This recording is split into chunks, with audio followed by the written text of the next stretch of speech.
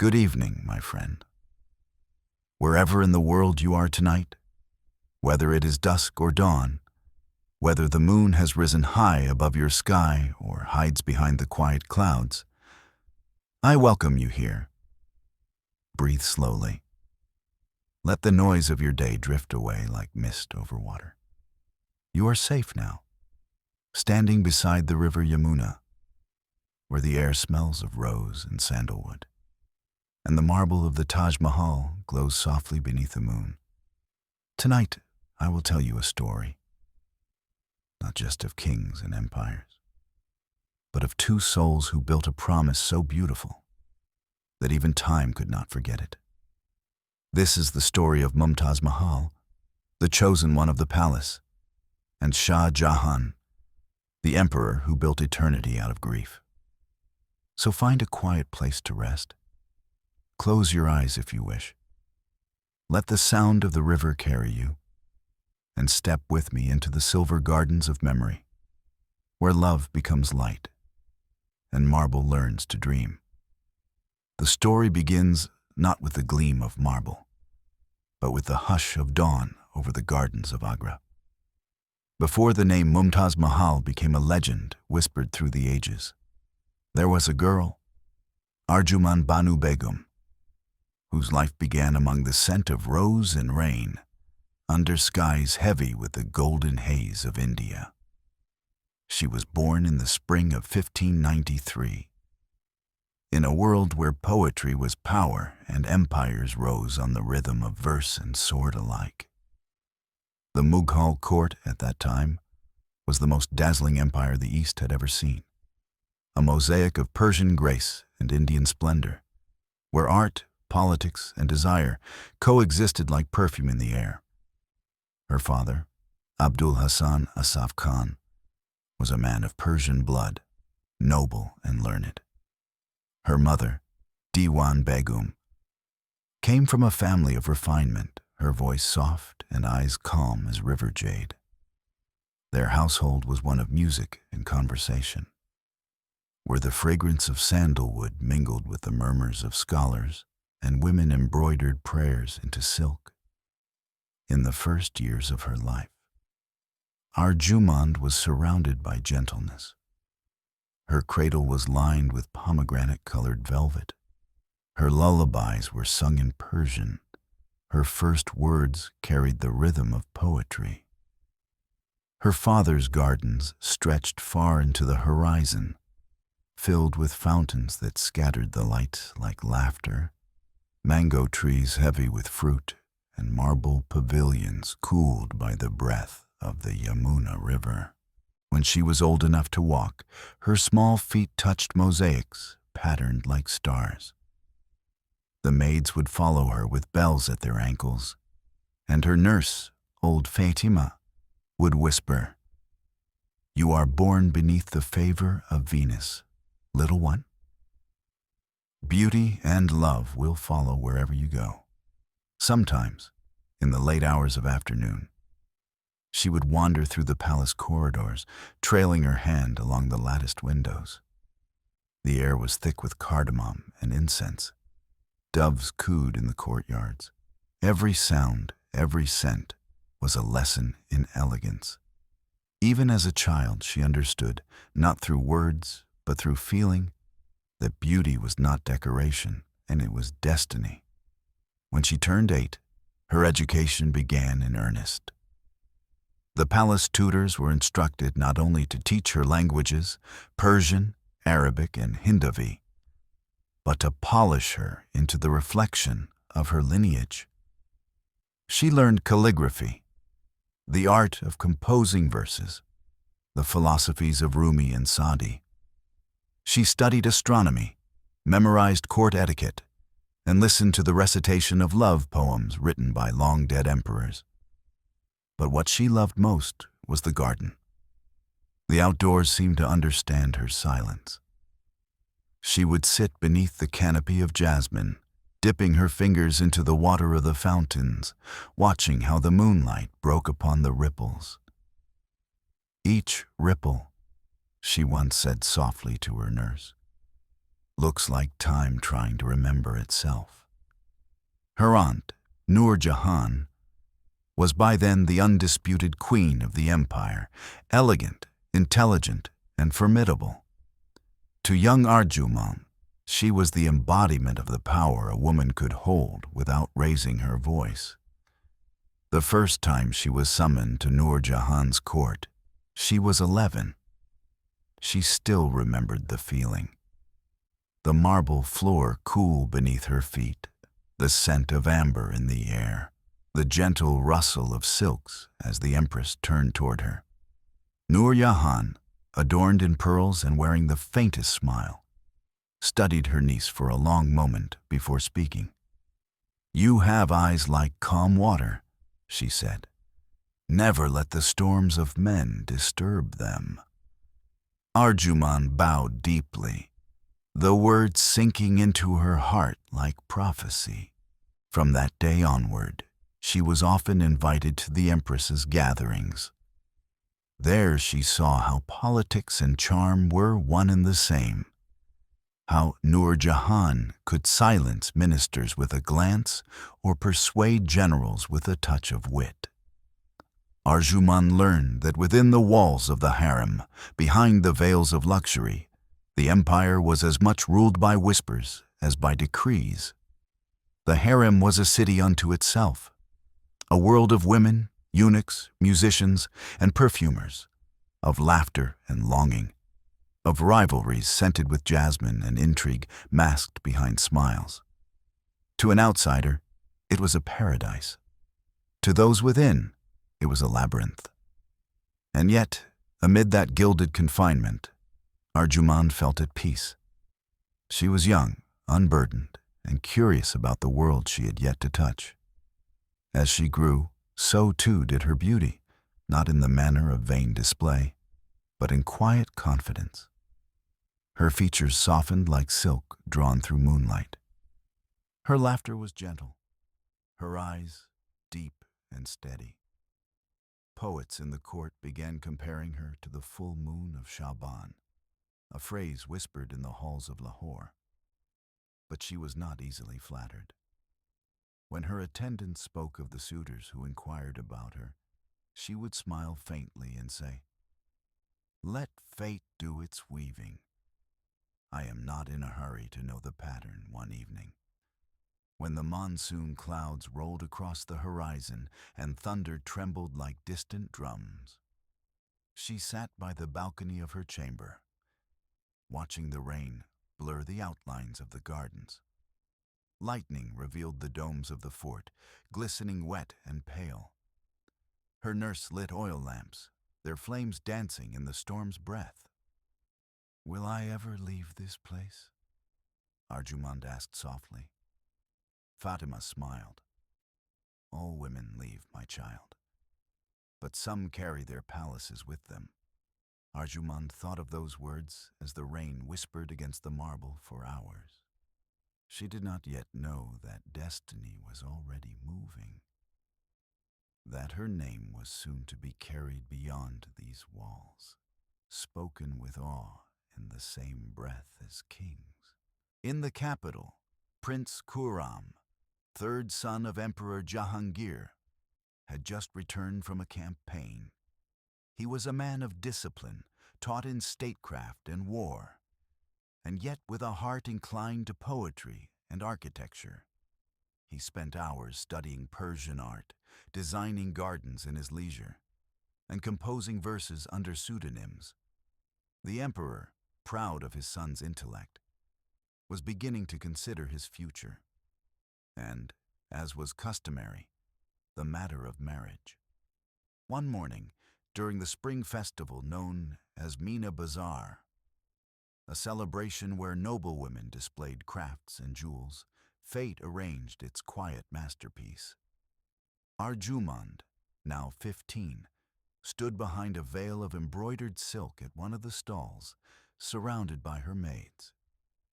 She was helping her aunt's household display a collection of crystal ornaments from Persia, delicate things that caught the light and shattered it into rainbows.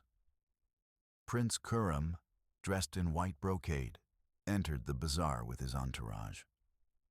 The sound of anklets, laughter, and merchants' calls filled the air. The scent of incense, rose, and sugar syrup swirled around like a living thing. He paused at the crystal stall. Beyond the thin veil, he saw a figure, graceful, composed, her fingers tracing a small vial of perfume.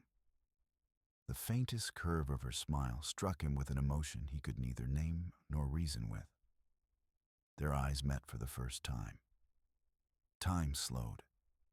Around them, the bazaar continued its noisy heartbeat. But in that one glance, the entire empire seemed to fade. He felt as if he were standing at the threshold of something eternal. Later, when asked by a companion why he lingered so long at a merchant's booth, he said quietly, "Because I saw the reflection of the moon in a bottle of crystal." That evening, Arjumand said nothing to anyone. She returned to her chamber and sat by the mirror. The storm from earlier had cleared, leaving the moon pale and patient in the sky. Her heart was calm, too calm. But beneath the calmness, something shimmered, fragile and unnamed. The prince spoke to his father soon after, asking permission to marry Asaf Khan's daughter. Emperor Jahangir, though pleased, advised patience. Alliances and politics came first. So the years passed, 5 long years, during which Khurram married twice for reasons of state. Yet his heart remained untouched. In the meantime, Arjumand waited without knowing she waited.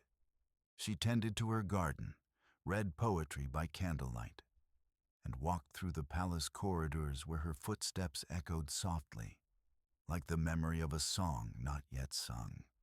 Every so often, she would receive gifts, a carved ivory box, a letter written in the prince's hand, though unsigned. In one, he had written, "To behold your face was to see the mirror of my fate. The world has dimmed, and only your light remains." She pressed that letter to her lips and hid it in a chest beneath her silks. And so the legend began, not with crowns or triumphs, but with glances and waiting, with silent prayers whispered under moonlight and the slow, inevitable unfolding of destiny. The bazaar that spring had faded into memory, but its echoes lingered, laughter carried by the Yamuna breeze, the fragrance of musk, the faint shimmer of a silk veil swaying in sunlight. And in the midst of those echoes lived a single glance that neither Arjumand Banu Begum nor Prince Khurram could forget. For nights afterward, the prince found sleep elusive. In his chamber at the Red Fort, candles burned low, their flames trembling as though mirroring the restlessness in his chest. He would walk the marble corridors alone, his footsteps whispering against the polished stone. Ministers and generals could not distract him. Poets could not name the feeling that consumed him. He had seen countless faces, noble women from Persia, Rajput princesses with sapphire eyes. Yet none lingered as hers did. There had been something about the stillness in her gaze, the way she seemed both near and unreachable, as though her soul were listening to music only she could hear. He tried to reason with himself, but love, once stirred, has no language of reason. In the following weeks, he made inquiries, discreetly at first. Through his mother, through the court ladies, through his aunt, Empress Nur Jahan. Her answer came with a knowing smile. "Ah, the daughter of my brother Asaf Khan. A fine girl, too young yet for marriage, but with the makings of greatness." Khurram bowed respectfully, but his eyes betrayed hope. The empress, who had mastered the art of reading men's hearts, saw the truth at once. She had long planned that her niece might one day rise within the imperial house. And now destiny had opened the door. Thus began the slow and sacred unfolding of one of history's greatest loves. In the palace of Asaf Khan, life continued in its quiet rhythm. Arjuman spent her days surrounded by women embroidering golden vines upon silk, musicians rehearsing ragas for the evening, and poets reciting verses in candlelight. Yet every so often, she would drift toward the balcony overlooking the Yamuna, where the river shimmered beneath the moon. It was there she often thought of the bazaar, of that single, piercing look. At times, she would close her eyes and imagine his voice. Though she had never heard it directed to her, she sensed what it might sound like. Steady, low, full of warmth and purpose. It frightened her a little. This certainty of feeling without touch, this echo in her soul. Her nurse noticed the quiet change. "You are lost in thought, my jewel," Fatima said one evening, brushing Arjuman's hair with a sandalwood comb. Arjuman smiled faintly. Not lost, perhaps, only listening to something far away. Meanwhile, at court, the prince grew impatient. His duties as a Mughal heir weighed upon him, audiences with nobles, reports of campaigns, the endless demands of empire. But behind his composed exterior, he carried a private ache. He began composing letters, at first formal, then tender, and finally intimate. They were delivered in secrecy by trusted servants, concealed beneath gifts of perfume or books of verse. In them, he wrote, "If there is a heaven, it must smell of your hair when the rain falls. If there is peace, it must lie in the sound of your breath when you sleep. The world speaks of power, but I have seen it, and it is gentleness." Arjuman never replied directly, but she kept every letter, each one she read, by the flicker of a small lamp, tracing the ink with her fingertips as though it were music written in silence. Months turned to years. Their love, forbidden yet fated, deepened through patience. Every festival, every journey of the prince, carried small signs between them. A look exchanged across the courtyard, a shawl embroidered in her colors, a verse recited that only she would understand. And slowly, inevitably, the court began to whisper. One afternoon, Empress Nur Jahan summoned her niece again. The chamber was perfumed with amber and myrrh. The empress sat upon a low couch, her presence regal and calm. She gestured for Arjuman to sit beside her. "My child," said Nur Jahan softly, "I have seen how the prince looks at you." Arjuman lowered her gaze. "He is noble, my lady."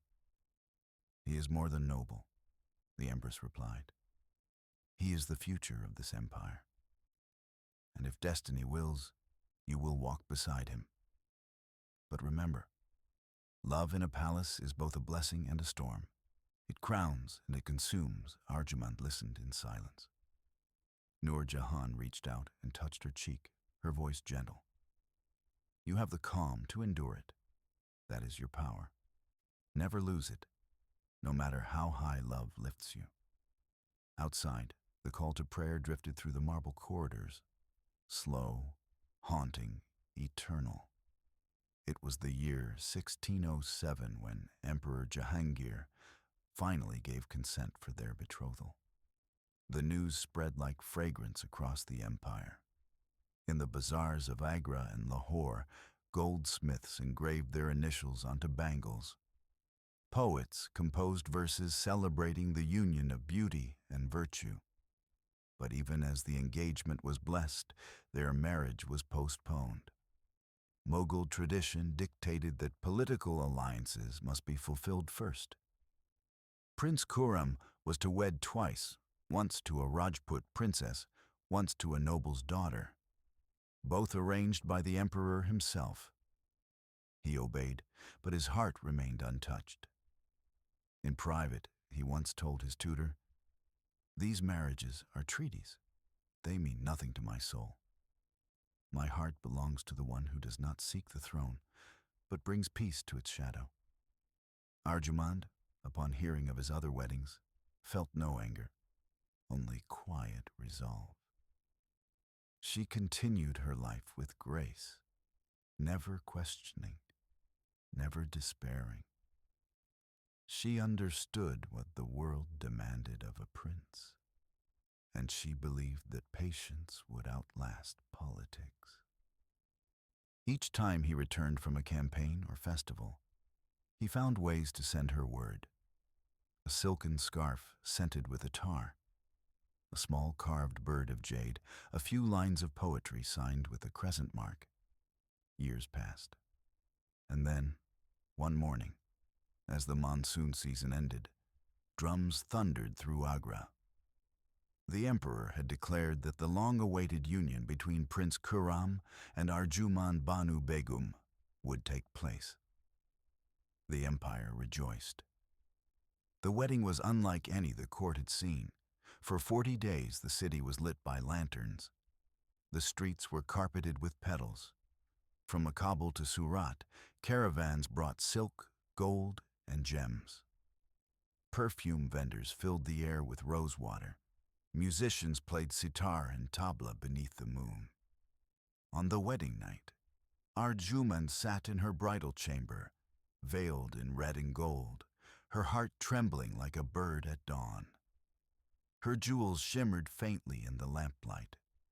Her hands were painted with henna, intricate patterns winding like rivers of fate.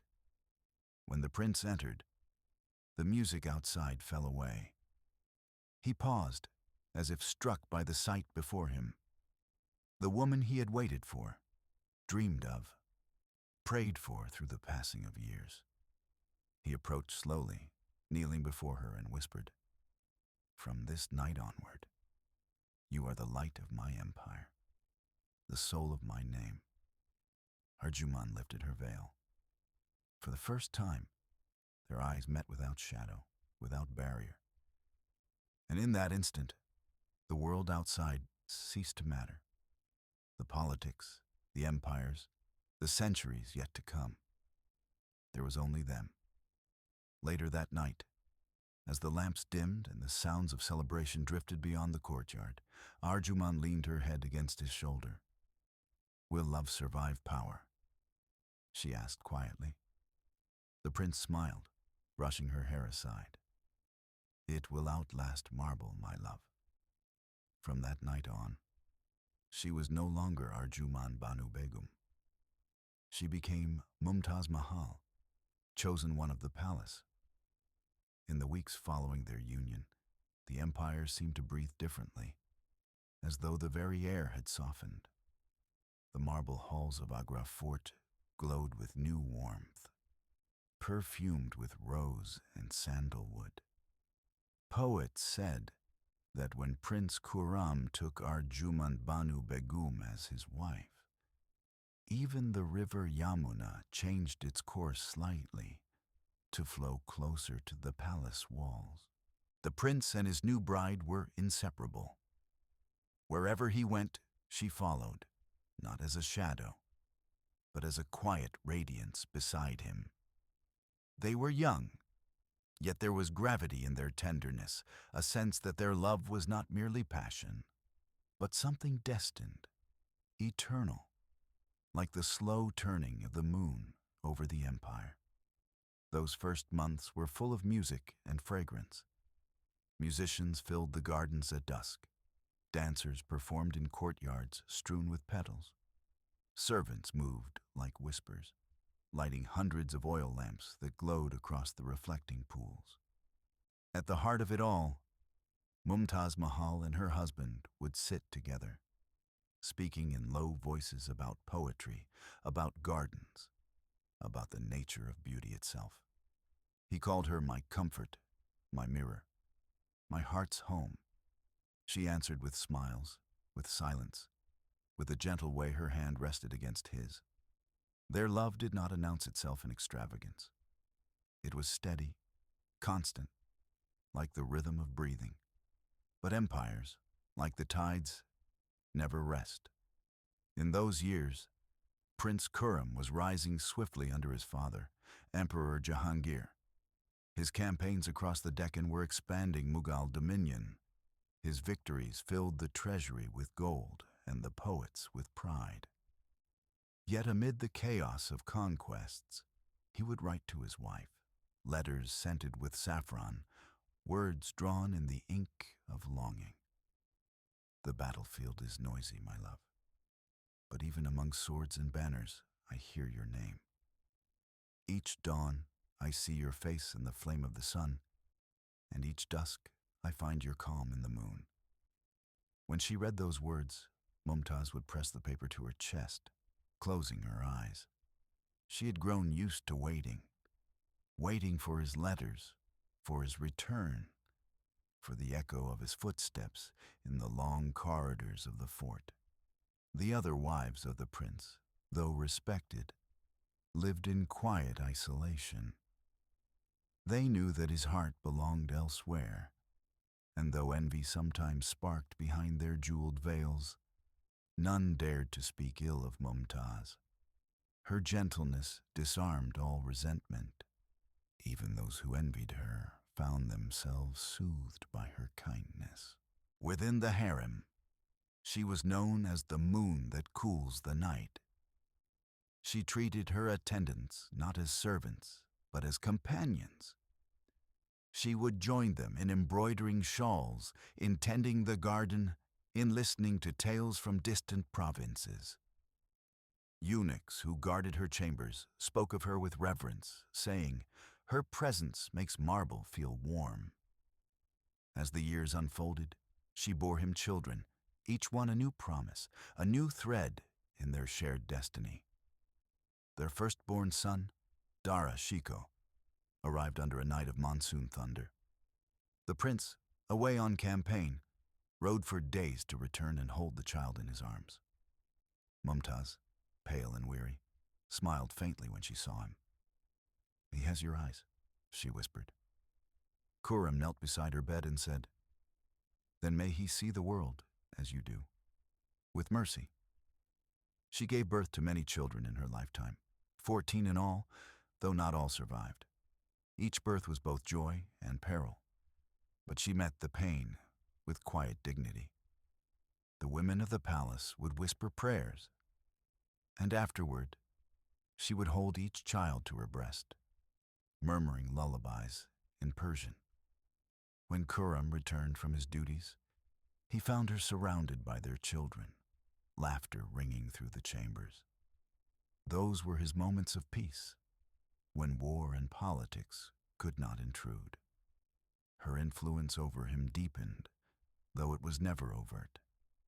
She did not seek power. Power came to her as fragrance comes to the rose.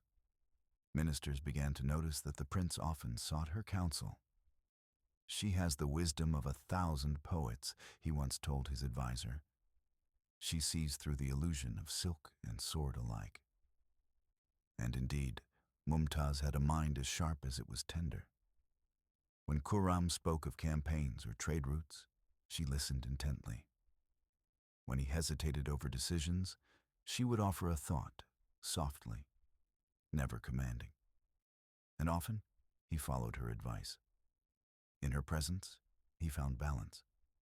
Where ambition met compassion, where empire met humanity. At night, when the palace slept, they would walk together through the gardens. Fireflies floated like drifting stars. The sound of fountains mingled with the rustle of peacocks in the distance. She would speak of her dreams, of a world where beauty was preserved, where no palace oppressed its people, where art and kindness ruled alongside might. He would listen, his hand around hers, saying, "If ever I wear the crown, I will build such a world, and you will guide it."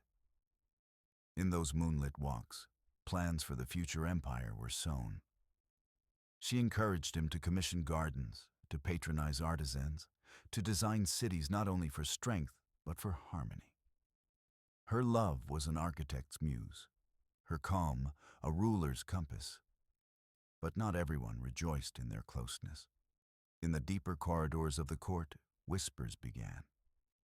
Courtiers who feared her influence, noblemen who resented her grace. Some said she bewitched him, others that she had charmed the stars themselves. The Empress Nur Jahan, once her patron, began to sense that her own power was waning as Khurram's rose. There were moments of tension, veiled exchanges, political maneuvers, alliances broken and rebuilt. Yet Mumtaz, ever serene, moved through it all with dignity. She neither plotted nor retaliated. Her strength was her stillness. One afternoon, while embroidering a shawl, she told her maidservant, "When envy rises, I answer it with silence. No mirror can reflect what is clouded by anger." Her words became legend among the palace women. Years passed. Prince Khurram, now increasingly powerful, was named heir to the throne. His father Jahangir's health waned, and with his decline came turmoil. Brothers scheming, generals shifting allegiance, provinces rebelling. Through it all, Mumtaz remained by her husband's side. When he left for war, she followed. When he ruled, she ruled beside him in spirit. They traveled together across India, through the red deserts of Rajasthan, the lush valleys of Kashmir, the crowded markets of Delhi. She sat beside him in the royal palanquin, her veil lifting in the wind, her eyes observing the vast empire that would one day bear her legacy. In one journey, as they crossed the river at dawn, Khurram looked at the reflection of the sunrise on the water and murmured, "One day, my love, I will build a palace that captures this light, a place where heaven touches earth." Mumtaz smiled faintly, unaware that he had just spoken the prophecy of her tomb. Their bond grew stronger through hardship. When rebellion broke out, she endured exile with him. When victories came, she celebrated not with jewels, but with prayers. She gave to the poor, commissioned mosques and gardens, and became beloved by the people. Commoners spoke her name with affection, Mumtaz Begum, the compassionate one. Mothers blessed their daughters with her virtues. Poets compared her to the moon that shines without burning. In private moments, she remained the same gentle soul she had always been, brushing her children's hair, tending to her husband's wounds, whispering verses by candlelight. Her life was woven of both grandeur and simplicity, of empire and heart. And yet, within her heart, she sometimes felt a quiet foreboding, a whisper that nothing this perfect could last forever.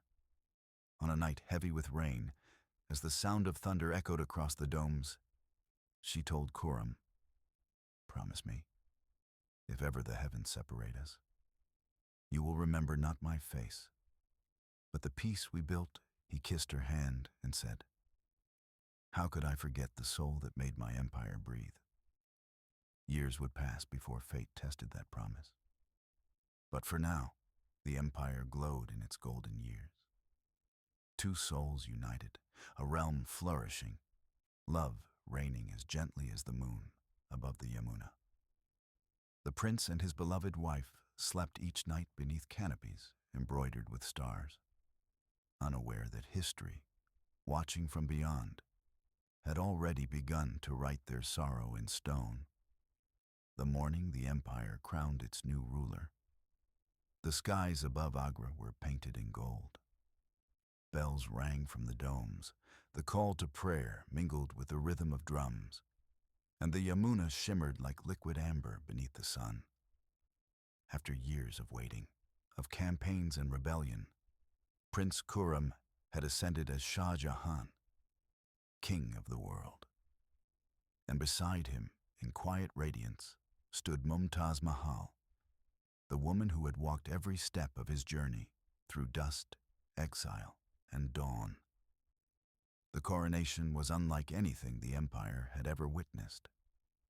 The palace walls were draped with silks from Samarkand and Bukhara. Peacock feathers adorned the arches. Fountains spilled rosewater through marble channels. Courtiers in jeweled turbans bowed as the emperor entered the hall of public audience, his robes woven with gold thread. But amid all the splendor, his gaze sought only one face. When he saw her, veiled in pale silver, her eyes luminous, her calm unbroken, his heart softened. Before the gathered nobles, before the vast empire that now bore his name, he lifted her hand and whispered, "You are my empire's soul." In those early years of his reign, Shah Jahan's court became the living heart of beauty. Poets from Persia, calligraphers from Shiraz, architects from Isfahan all journeyed to his capital. For the emperor was as much an artist as a ruler. And always, by his side, was Mumtaz. She had no official title beyond empress, yet her presence was everywhere. In the gardens, in the rhythm of decisions, in the peace that seemed to flow from the palace itself. Ministers soon learned that when she entered a room, the tension dissolved.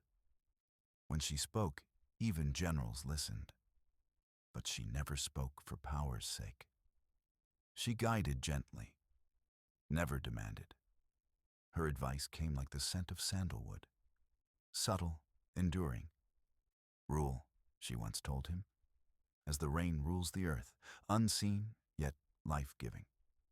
The years unfolded in peace and prosperity. The empire flourished under their union.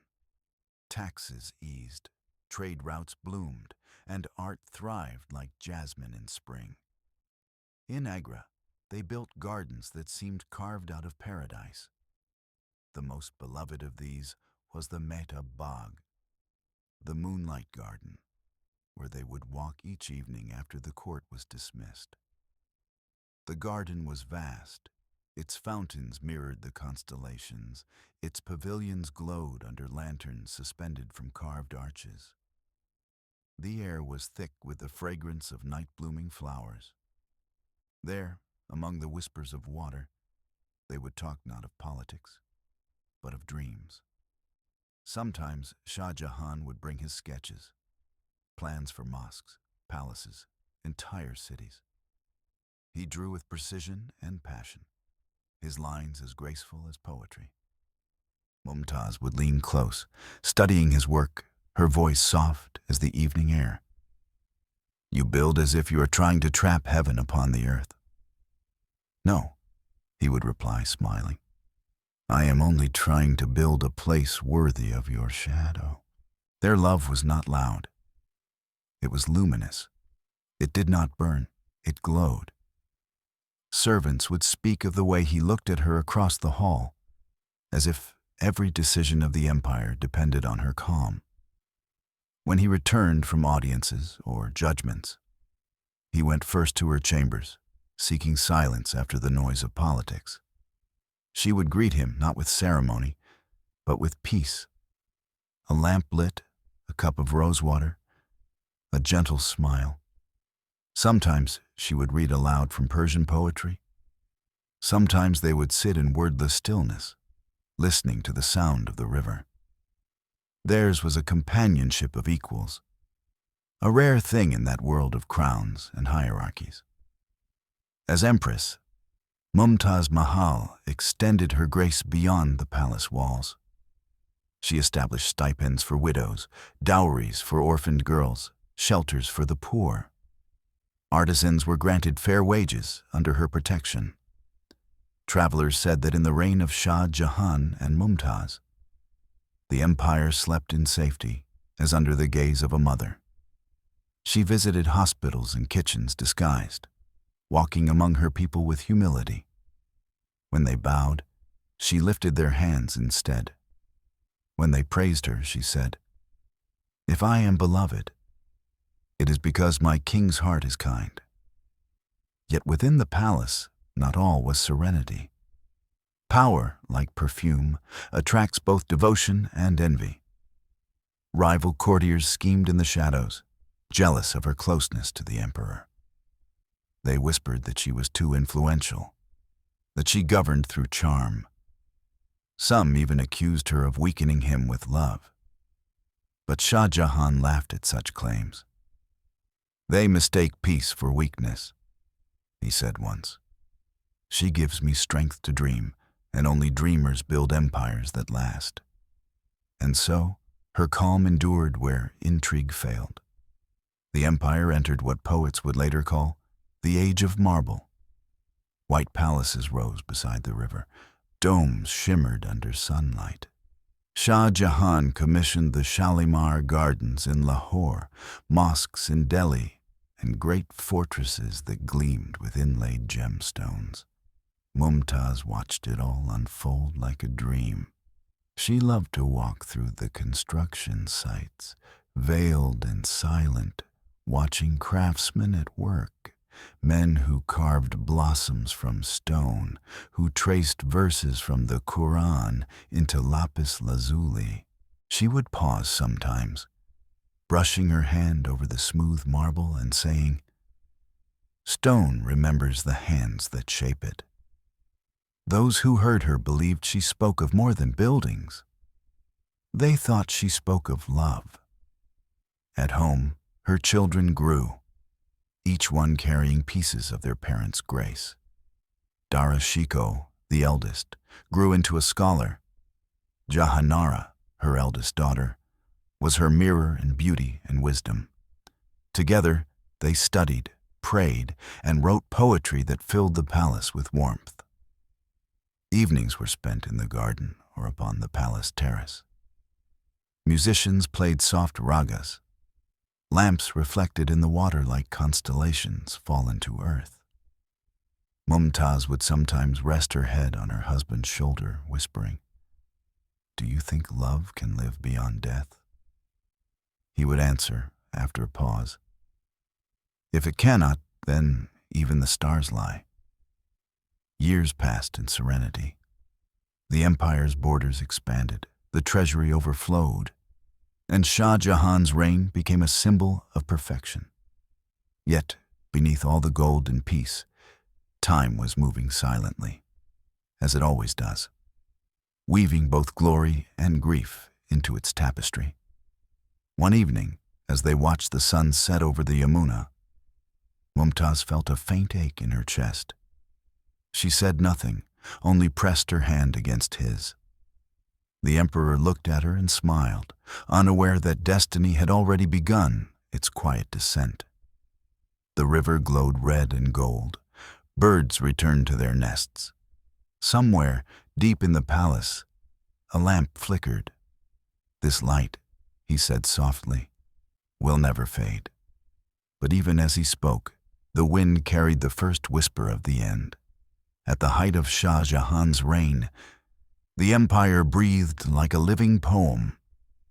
From the snowy peaks of Kashmir to the turquoise waters of the Deccan, from the rose-scented bazaars of Lahore to the temples along the Ganges, the Mughal realm glowed with harmony.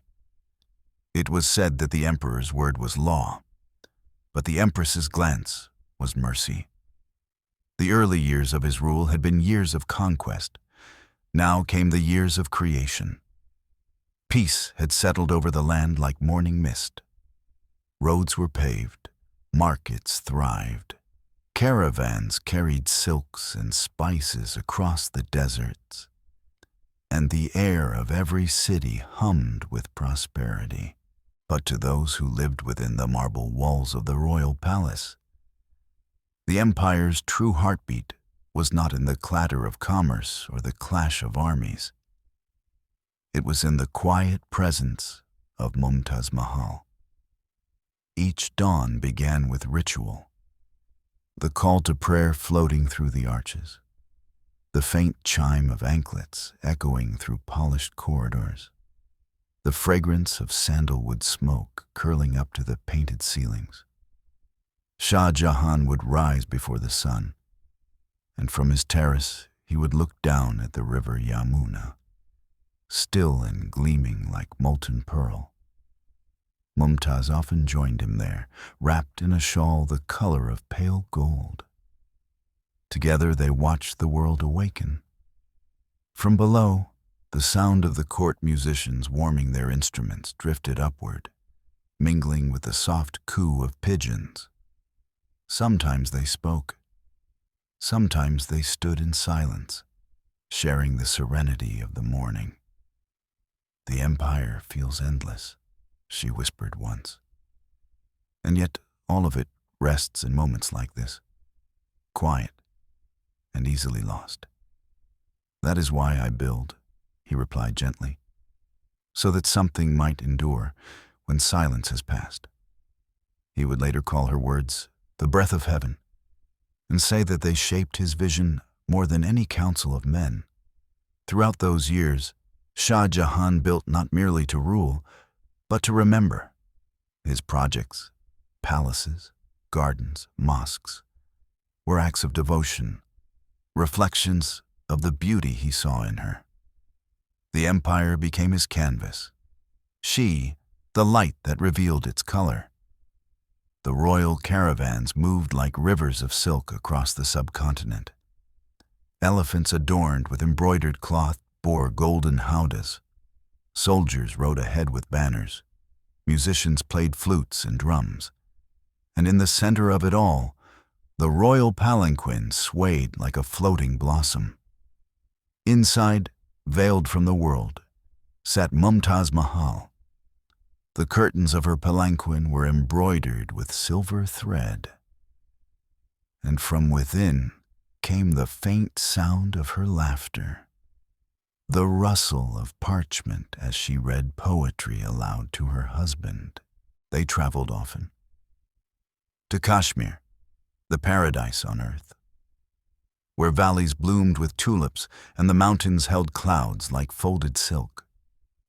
They would rest by the lakes of Shalimar, where the reflections of the chinar trees shimmered in the water. Shah Jahan, ever an architect, would sketch the landscape and whisper plans for new gardens.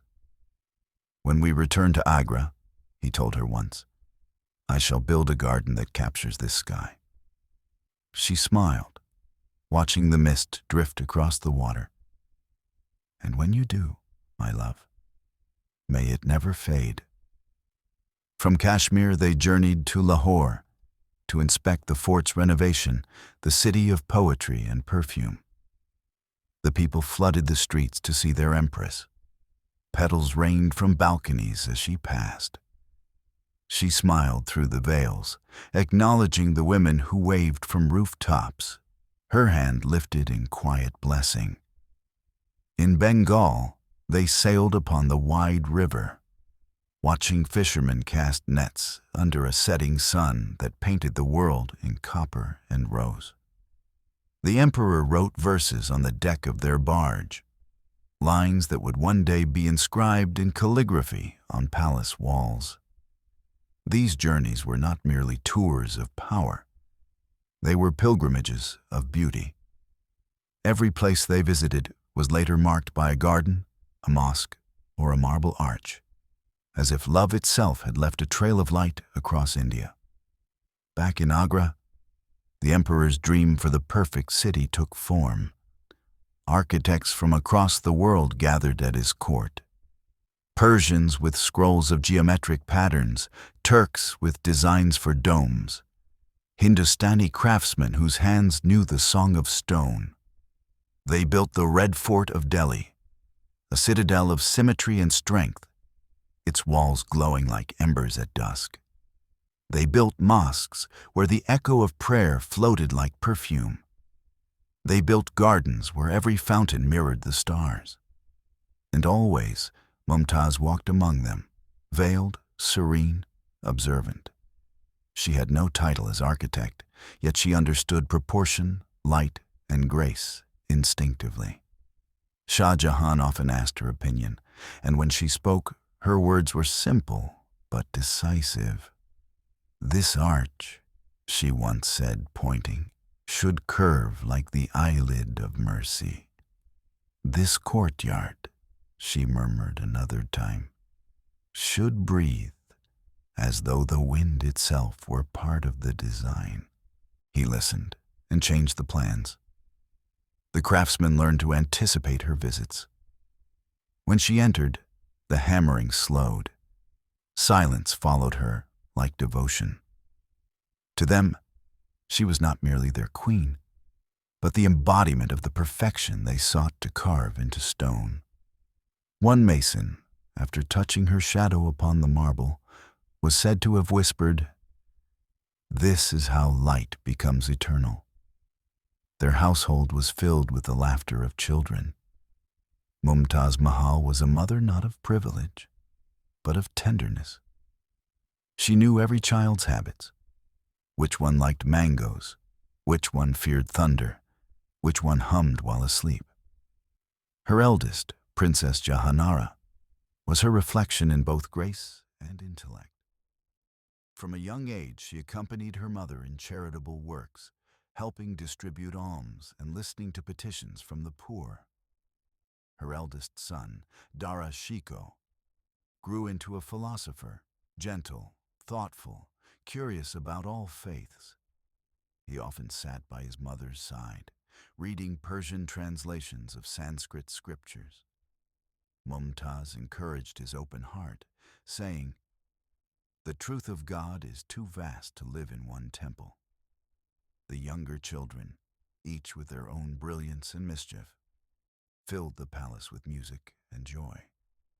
At dusk, Mumtaz would gather them for prayer, her voice soft as the evening wind, the lamps flickering across their faces. The emperor, entering quietly, would pause at the doorway, unwilling to disturb the peace of that moment.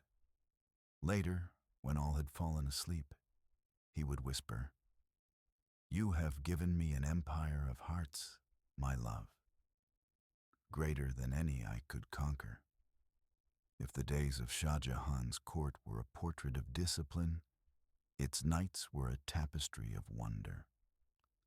Lanterns hung from every arch, casting golden halos upon the marble floors. Musicians played ragas deep into the night, sitars and flutes weaving melodies that seemed to drift between heaven and earth. Dancers moved like shadows of flame, their bangles catching the light. In those gatherings, poets recited verses praising love, fate, and the ephemeral nature of life. Shah Jahan and Mumtaz would sit upon a raised dais, surrounded by nobles and scholars, listening in shared silence. When a poet once recited, "Even the moon envies those who love without end," the emperor smiled faintly and looked at his wife. She returned the glance, her eyes calm but shining. To those who watched, the moment seemed timeless, as if all the art and music of the empire had found its meaning in that one exchange. But when the festival ended and the guests departed, Mumtaz would often linger by the empty courtyard. The lamps still burned, but faintly. She would stand in the quiet, feeling the night wind on her face, and think of how beauty always carried the shadow of its passing. "Everything that shines," she said once, "also fades." The emperor, hearing her, took her hand. "Then let us build something that will not." The empire had never been stronger, never more radiant. And yet, within that brightness, time's shadow had begun to move. Mumtaz, though still young, felt moments of weariness that she did not name. She had borne many children, traveled across vast lands, and carried the weight of an empire's grace upon her shoulders. One evening, as the monsoon clouds gathered over Agra, she stood at the balcony of the palace, watching lightning flash behind the domes. Shah Jahan joined her, draping a shawl over her shoulders. "You have built a golden age," she said softly. "You have made it golden," he replied. Below them, the Yamuna rolled dark and endless, reflecting both light and storm. In that moment, the emperor believed their joy would never end. But fate, silent and patient, had already written the next line. Within months, rebellion would rise in the Deccan, calling the emperor to war once more. And this time, Mumtaz would insist on accompanying him, as she always had. Neither knew that this journey, meant to secure the empire, would be the one that took her from the world. For now, the night was still. The gardens below breathed in rhythm with the river. Somewhere, a nightingale sang, a note so fragile it seemed to tremble on the edge of eternity. And high upon the terrace, Shah Jahan held his beloved close, unaware that the dawn they awaited would also carry the first light of loss. The empire, in its 12th year of peace, glowed with the calm of fulfillment. From the marble balconies of Agra fort, the Yamuna shimmered beneath the moon like a ribbon of liquid silver. The air was thick with the scent of jasmine and the sound of distant flutes. Within those palace walls, love reigned as gently as the river's flow. But even paradise, when held too long, begins to tremble beneath the weight of envy. For though the emperor's court shone like the reflection of heaven, its corridors were not free of shadows. It began as murmurs, soft, cautious, drifting like the flutter of veils. In the marble courtyards where noblewomen gathered, voices lowered when Mumtaz Mahal's name was spoken. She rules through his heart, one would whisper. She is not content with love. She governs the emperor himself, another replied, her bangles clinking softly. They said she was too perfect, too beloved, too untouchable. Some envied her beauty, others her calm. But what stung most was her influence, an influence that did not parade itself, yet was felt everywhere, like perfume lingering after its source has gone. Behind the silks and music of the harem, small rivalries bloomed like thorns beneath flowers.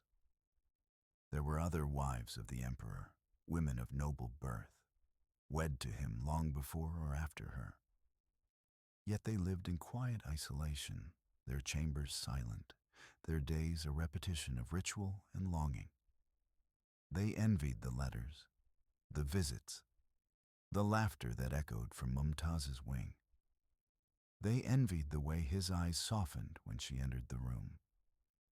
And though Mumtaz treated them with kindness, sending gifts, visiting their chambers, offering blessings, kindness can sometimes wound more deeply than cruelty. In the solitude of their jeweled rooms, they began to speak to servants and eunuchs, feeding them small coins and large secrets. Tell me, what does she say to him? Does she ever raise her voice? Does she ever fear? The servants, fearful yet flattered, whispered stories embellished by imagination. And so jealousy found its language, its breath, its life. Beyond the harem, among the men who governed, the same envy stirred, not of beauty, but of power. Ministers, generals, and courtiers who had risen under the emperor's favor began to see their access wane. For Shah Jahan, though wise in politics, trusted few. And among those few, his wife was foremost. When he faced matters of taxation or rebellion, he would retreat to her chambers, seeking her quiet counsel. The ministers, left waiting in outer halls, saw this and whispered, "The empire is ruled by a woman's breath." One evening, as the court gathered for a private audience, an aging vizier, respected yet jealous, dared to speak indirectly. "Majesty," he said smoothly, "in your wisdom, you have united the throne with the heart. Yet hearts too may cloud judgment." The emperor looked at him long and calmly, then answered, "When the heart is pure, It clarifies the mind. The hall fell silent. The vizier bowed, but bitterness took root in his eyes. That night, he sent word to other nobles who shared his envy. They met in the cool gardens under lantern light, voices low and cautious. They spoke of power, of influence, of the danger of allowing affection to soften the steel of rule. Empires do not rest upon love, one said. No, the vizier replied, but they may fall because of it. Thus began the subtle plotting, not against the emperor himself, but against the woman who illuminated him. Mumtaz Mahal knew of the whispers. She heard them as one hears the rustle of distant leaves, faint, persistent, but never near enough to disturb her peace. She had long understood that envy was the shadow cast by grace. In the mornings, she continued her routine unchanged. Prayers whispered beneath domes painted with verses, letters written to provincial governors, petitions received from widows and artisans. When courtiers came to her with grievances, she listened as if to children, her calm dissolving their resentment. Her strength lay not in authority, but in stillness. The more they speak, she once told her daughter Jahanara, the more they reveal themselves. Not me. She turned envy into silence, and silence into power. In the evenings, she would walk the palace gardens alone or with her daughters. The fountains glowed under moonlight. Fireflies drifted through the air like floating embers. Sometimes she paused to speak with the gardeners, asking after their families, the health of their children. When they bowed before her, she smiled and said, "The one who tends the earth serves God more faithfully than the one who commands it." Such words spread beyond the walls, softening the hearts of her people. Even those who envied her began to feel awe, for envy cannot live long in the presence of humility. But jealousy, though quieted, does not die, it changes shape. The court began to divide itself subtly between those loyal to the empress and those resentful of her. Some saw her influence as a blessing, others as a threat to tradition. Her eldest son, Dara Shaiko, adored his mother and shared her gentle philosophy. He believed wisdom could unite all faiths, all hearts. But others, particularly her second son, Aurangzeb, grew wary. He was disciplined, ambitious, austere. Though he loved his mother deeply, he did not share her tolerance. He saw softness as weakness, beauty as distraction. At times, he would watch his parents from afar, their laughter, their ease, and feel something he could not name. Admiration, yes, but tinged with unease. Mumtaz sensed this. She would draw him near, stroke his hair, and say, "Strength without mercy is a sword without light." He listened, but the lesson did not linger. The empire was already sowing the seeds of its own future storms. Years of travel, childbirth, and devotion had begun to leave their mark upon her body. The empress, though still radiant, often felt a faint fatigue, a heaviness that no physician could name. At night, when the palace was silent, she would sit before her mirror, watching the oil lamp flicker upon her reflection. The lines at her eyes deepened softly, like the delicate cracks in old marble. She smiled at them, whispering, "Even perfection must learn how to fade." Shah Jahan noticed the weariness and forbade her from accompanying him on the next campaign, but she refused. "Where you go, I go," she said simply. "A throne means nothing if we are apart." Her words left no room for argument. The rebellion in the Deccan called for the emperor's presence. The empire, vast and fragile, demanded the same relentless vigilance that had built it. Against the advice of his ministers, Shah Jahan prepared to lead the campaign himself. And as always, Mumtaz Mahal chose to accompany him. The royal encampment stretched across the plains, a city of tents shimmering beneath the heat. Silk banners fluttered, and elephants stood in long rows, their tusks gilded. Musicians played to lift the soldiers' spirits. But within the empress's tent, there was a stillness that seemed almost sacred. She prayed often, her hands resting on her swelling belly, for she was carrying their 14th child. Despite her frailty, she remained serene. Each night, Shah Jahan visited her, sitting beside her bed, his armor set aside. They spoke not of war, but of memories, of gardens, of laughter, of their children. "When we return," he promised, "I will build a palace for you beside the river, all marble, all peace." She smiled faintly. "A palace of marble cannot hold eternity, my love." He laughed softly, brushing his fingers against hers. "Then I will build something that can." She looked at him for a long moment, at the man who had been prince, husband, emperor, companion. In her eyes, love shimmered with the ache of foreknowledge. Outside, the campfires burned against the dark. Drums beat slowly, echoing like a heartbeat across the plains. The moon rose, pale and patient, over the empire that had grown from their love. And though neither spoke of it, both felt the same invisible weight, the knowing that beauty, no matter how eternal it seems, is always borrowed from time. The Deccan plain rolled out like a sheet of hammered copper beneath the monsoon sky.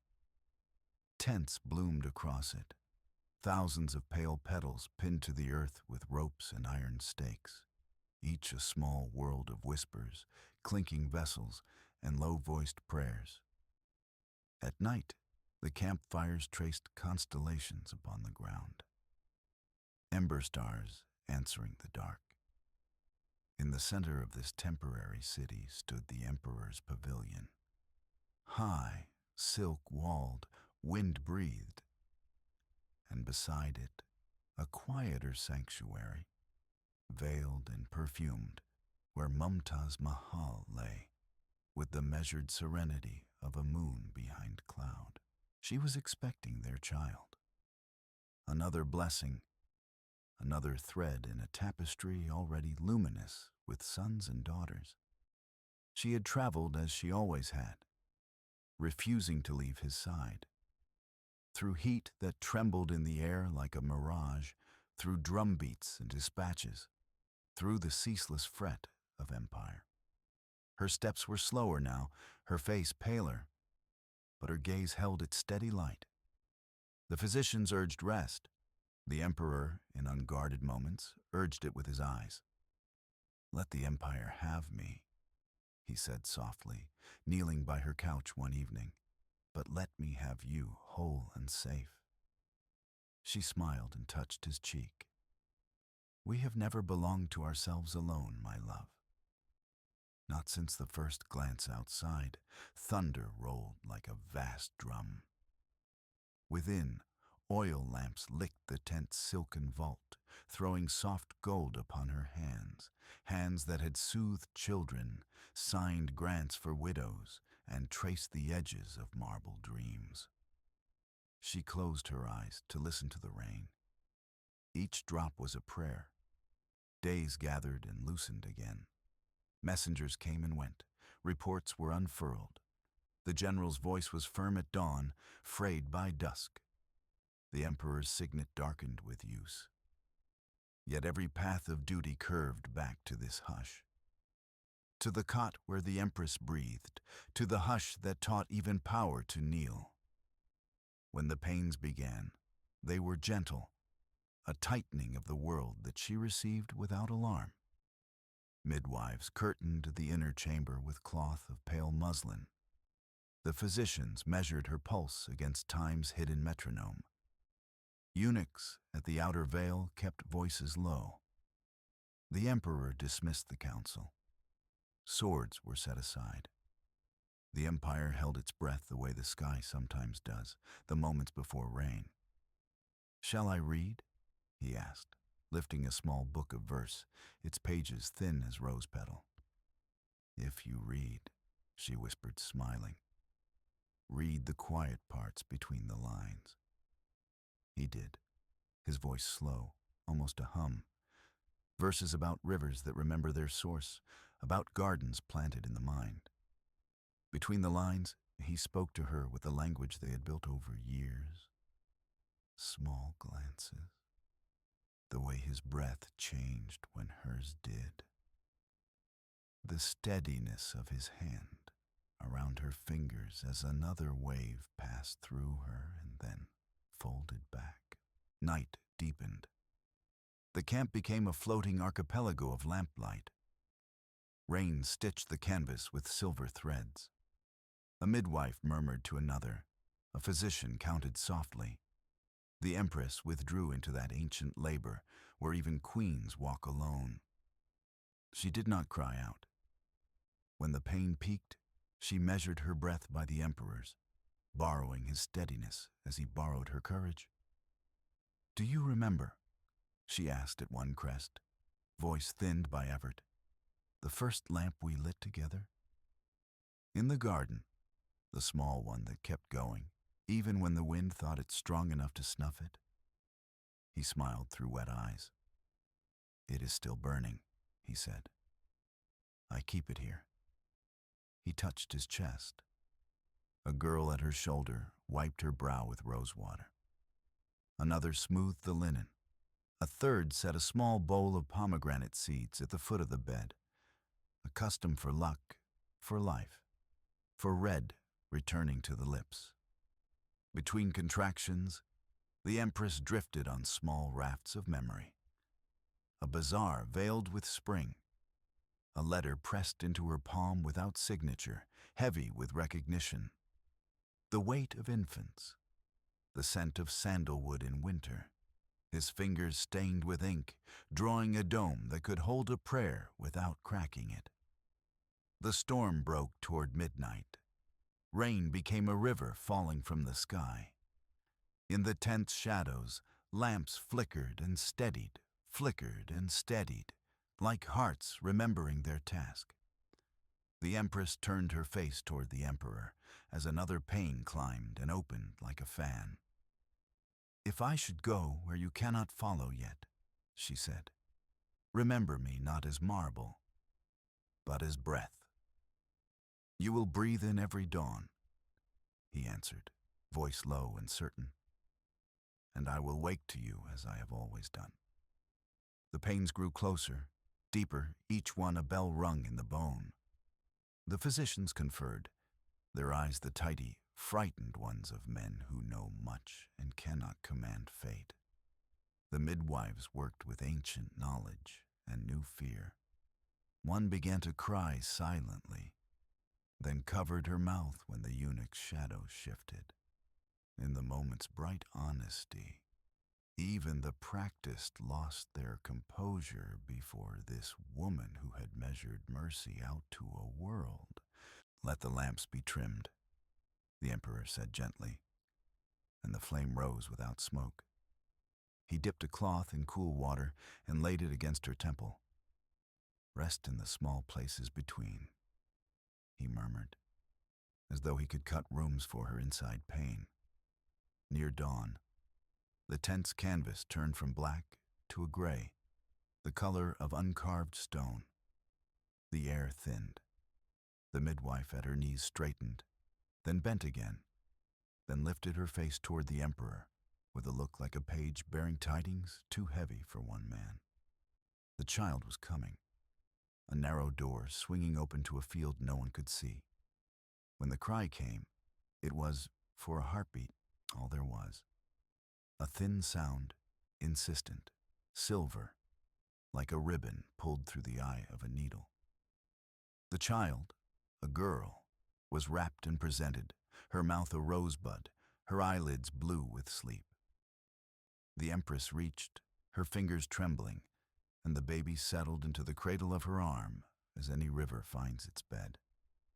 The emperor leaned close, and something in him broke and healed at the same time. Gauhar, he whispered, tasting the name like a vow. Jewel. Mumtaz smiled. It was a small smile, the kind that belongs to those who have seen the inside of pain and returned, bearing light. She touched the child's cheek with one fingertip. You will be loved into gentleness, she whispered. It is the only way love is true. But the midwife's eyes did not soften. They exchanged looks heavy with the knowledge that sometimes follows birth, the strange unfastening that begins when all else is safely tied. Blood, the one color the emperor had never yet commanded, began its secret, stubborn leaving. The physician pressed cloths, the midwife bound. Another brought powdered pearls ground for strength. Another prayed aloud, and her voice, trembling, became the voice of the tent. The empress's breath shortened. The room narrowed to a corridor of lamplight and faces she had loved all her life. She gave the child back to hands that knew care and turned to the one face that could anchor her still. Do not build for me, she said softly, what cannot hold a soul. I will build for us, he answered, not yet understanding the abyss his words would bridge. I will build the space our love has always occupied. If you must build, she breathed, build mercy into it. Let the poor find shade there. Let the widow stand and not be turned away. Promise me you will be gentle with our daughters. Promise me you will not forget that the river's strength is its giving. He bowed his head to her hands. I promise, he said, the vow sounding like a treaty signed with the invisible. The tent fell quieter, as if the storm outside, having spent itself upon the world, had come now to kneel. The empress studied his face, as though memorizing a script the body forgets. She had watched that face change from prince to emperor, from fire to polished light. She had watched it soften over cradles, harden over maps, brighten at the sound of music. Memory moved through her like a procession. Do you remember the garden by the river? She asked, her voice an echo whose source is very near and very far. Where light gathered on the water as if it could be kept. I remember, he said. Keep it, she whispered. Her breath shallowed again. The physician's lips moved without sound. Somewhere in the pavilion's outer air, a horse stamped and shook its tack, beads clicking like prayer. The eunuchs at the veil, men who had long ago learned the art of being invisible, pressed their foreheads to the ground. The baby slept, dreamless, with a tiny fist unfolded like a petal. The empress's gaze found the seam of the tent where two panels met. For an instant, the world was nothing but thread and the honesty with which it holds. She turned back to him.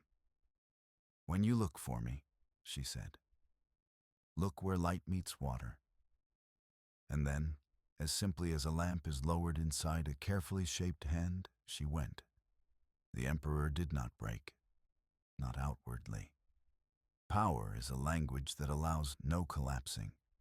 He sat for a long time unmoving, until silence became a room he could stand in. The physicians looked to him. He did not see them. He lifted her hand. It was astonishingly light, the way some things are, just after they stop being heavy. He laid it down and rose. Outside, the camp heard the news without words. A rippling changed the shape of sound.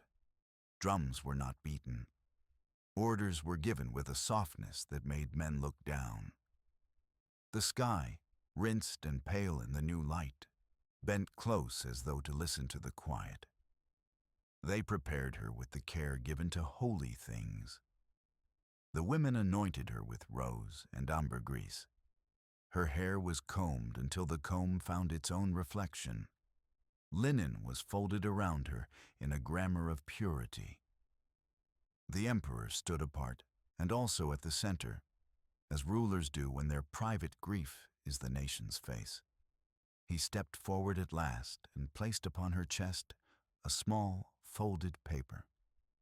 The verse he had read when the pains were gentlest. Between the lines, he wrote another line. I will meet you where light meets water. For a time she rested in a garden near the camp, a place chosen for its palms and the way its pool held the sky without dropping it. Soldiers came by twos and threes to kneel at a distance. Women came with children who understood only that the world had lowered its voice. The emperor came at dusk and dawn. He did not speak. He learned the silence she had taught him, then found its further shore. When the court moved north, they bore her with the dignity of moving a star. Across rivers and roads, over plains that remembered armies and caravans, her bier drifted like a pale boat. Villages hushed as it passed. Bells were stilled. Doors stood open in the old custom of hospitality offered to grief. In some places, women keened softly. In others, garlands were laid upon the way and not picked up again. Word travels differently when it is carried by love. It needs no herald. They reached the river that had witnessed their evenings, the Yamuna mirror maker, patient scribe of light. Here the emperor chose the place, not because the land was strong, though it was, not because it commanded, though it did, but because the river remembered. He stood upon the bank as the sun let go of the day. He lifted his hand and drew in the air a curve, a dome that did not yet exist, but already held them both. Stone, he said quietly, to no one and everyone, must learn to float light. Architects were summoned, calligraphers, masons whose fathers had taught their hands to hear. Marble was chosen for its obedience to light, precious stones for the way they could trap dawn and set it free at will. Men went to the mountains where white rested in sleep and brought it down in blocks the size of astonishment. Foundations were sunk, lines were drawn truer than grief. A garden was laid out in a geometry that forgave nothing and welcomed everything. A paradise made of measure. Through it all, the emperor moved like a man who had become instrument. He ate little. He spoke in a voice that was at once near and distant, as if listening to an instruction his heart had learned and could not translate for others. By night, he would sit at the river's edge, where the carp rose to breathe small moons. He would lay the verse upon his knee and read the spaces between until the page became a window, and the window opened on water. The empire mourned. Men wore white. Courtiers spoke softly. Even politics, impatient, insistent, stood one pace back. Daughters wrapped their hair, sons drew their faces tight. Jahanara walked the works at dawn, her veil catching mortar scent and jasmine together. Dara wrote long pages on mercy. Aurangzeb stood very straight, as if a reed could hold a flood. The baby, Gauhar, slept, grew, blinked up at light as though it had been made precisely for her. Sometimes the emperor dreamed. In the dream, the garden held its breath and did not exhale. He stood at the doorway of a house that was not a house. He took one step and then another and did not arrive. The river turned over and offered him a mirror. In it, he saw a lamp, a face, and the space between them, intact. He woke and found the line he had drawn in air. Now string, then chalk, then cord, then stone, rising into the only answer the living have ever found to death. Beauty built so exactly it seems inevitable. And always, always, within the measured blaze of marble and the river's slow speech, her last request moved like a quiet order. Build mercy into it, so when the gates stood, when the arch learned its own echo, when the first word inlaid into white was a name that meant chosen one of the palace, there were also cisterns and shade, water and rest, provisions for travelers and the poor. The plan remembered what the heart had said in its smallest room. Years would pass, many, and grief would learn to sit without flinching. But here, in the dawn of that long farewell, the emperor returned each evening to the riverbank and watched the builders sketch the horizon into obedience. The light found water. The water found light. A heron lifted. A child laughed in some distant tent. He closed his eyes and saw her face not as marble, but as breath. When he opened them, the world had taken one more step toward the place she had asked him to make. In the weeks that followed her passing, the camp fell into a silence so deep it seemed to rewrite the air. Soldiers spoke in whispers, their armor dulled by ash from the funeral pyres. The drums that once called men to war were muffled beneath black cloth. Even the horses stood quieter, as if they too sensed the change in their master's heart. Shah Jahan walked among them like a shadow given form. He was still the emperor, yet something in his bearing had softened, as if the lines between man and monument had begun to blur. His once steady stride became measured, almost reverent, every movement careful not to disturb the echo of her absence. At dusk, he would stand upon the rise above the encampment, where the wind carried the smell of rain and dust, and stare south toward the horizon. The Deccan stretched there, vast, untamed, but his eyes no longer sought conquest. They sought return. In letters to his daughter Jahanara, written in an uneven hand, he confessed what he could not say aloud. The world feels hollow, my child.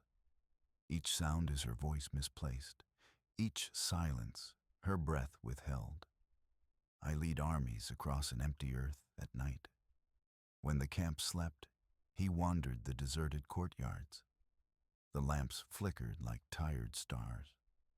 He paused where she had once sat, her cushion still faintly scented with rose and cardamom.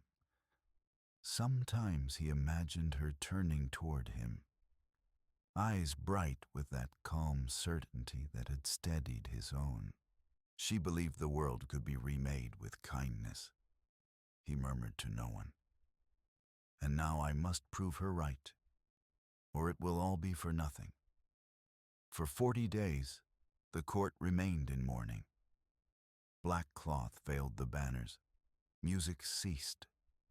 The artisans of the palace were forbidden to wear color. Markets hushed their songs. In every city, from Delhi to Surat, citizens lit lamps at their doorways as the sun fell, their flames trembling in sympathy with the one extinguished above them. The emperor ordered that no festival be held, no marriage blessed, no wine poured until the season of grief had completed its circle. Within his tent, the mirrors were draped. He ate little. His beard grew white within weeks, as if grief itself had touched him with frost. When ministers spoke of governance, he listened with patience, then dismissed them with a single word. Tomorrow. For him, tomorrow had lost its promise. One evening, a messenger arrived from Agra with sketches of the city's gardens. Shah Jahan spread them before the lamp and traced the river's curve with one finger. Here, he said quietly. She should rest here, where the moon lays its hand upon the water. The messenger bowed, uncertain whether he spoke dream or command. When at last the campaign ended, the emperor led the army northward. The journey took weeks, through villages still bright with the monsoon's green, through fields where peasants paused to bow as the imperial caravan passed. The empress's bier traveled ahead, borne on a litter draped in white silk. Everywhere they went, people stepped from their homes to scatter petals. No decree had ordered this. Grief, like fragrance, spread by its own will. At night, the procession camped by rivers. The emperor would sit beside the coffin until dawn, reading verses by lamplight. He no longer wept. The tears had receded into something colder, quieter, a kind of devotion that no longer required explanation. When they reached Agra, the city fell into silence. Bells did not ring. The gates of the fort opened slowly, as though unwilling to admit the truth they carried. The bier was placed in a temporary garden by the river, shaded by tamarind trees. There she would rest, while the emperor sought a way to make her peace eternal. In the months that followed, Agra changed. Messengers rode out in all directions carrying the emperor's summons. Architects, calligraphers, masons, and inlay masters answered from Persia, Samarkand, Bukhara, and beyond. They came with scrolls, chisels, and hearts, heavy with reverence. The emperor met each one personally. His eyes no longer flashed with command. Instead, they shone with the steady clarity of a man who has already paid every price. "You will build me not a tomb," he told them, "but a promise. Let it rise as light rises after loss. Let no corner bear darkness, no line break harmony." Some said he described to them the Garden of Paradise, as written in Scripture. 4 rivers flowing from a single source, the air perfumed with peace. Others believed he described something older, more human, the memory of 2 souls walking beside a river at dusk.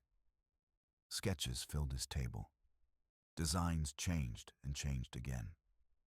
He walked among them in silence, his fingers brushing the parchment as if listening for her pulse. Years passed. The white marble began to climb against the blue. Thousands of artisans carved lilies, lotuses, vines. Day and night, the sound of chisels echoed across the river, a rhythm that matched his own heartbeat. Each dawn, Shah Jahan crossed the water to watch. He spoke little. The architects learned to read his silence. If he frowned, they redrew. If he smiled faintly, they continued. Sometimes he would ascend the scaffolding himself, running his hand along the smooth stone, feeling the coolness that reminded him of her skin in winter. When fatigue overtook him, he rested in a small pavilion overlooking the site.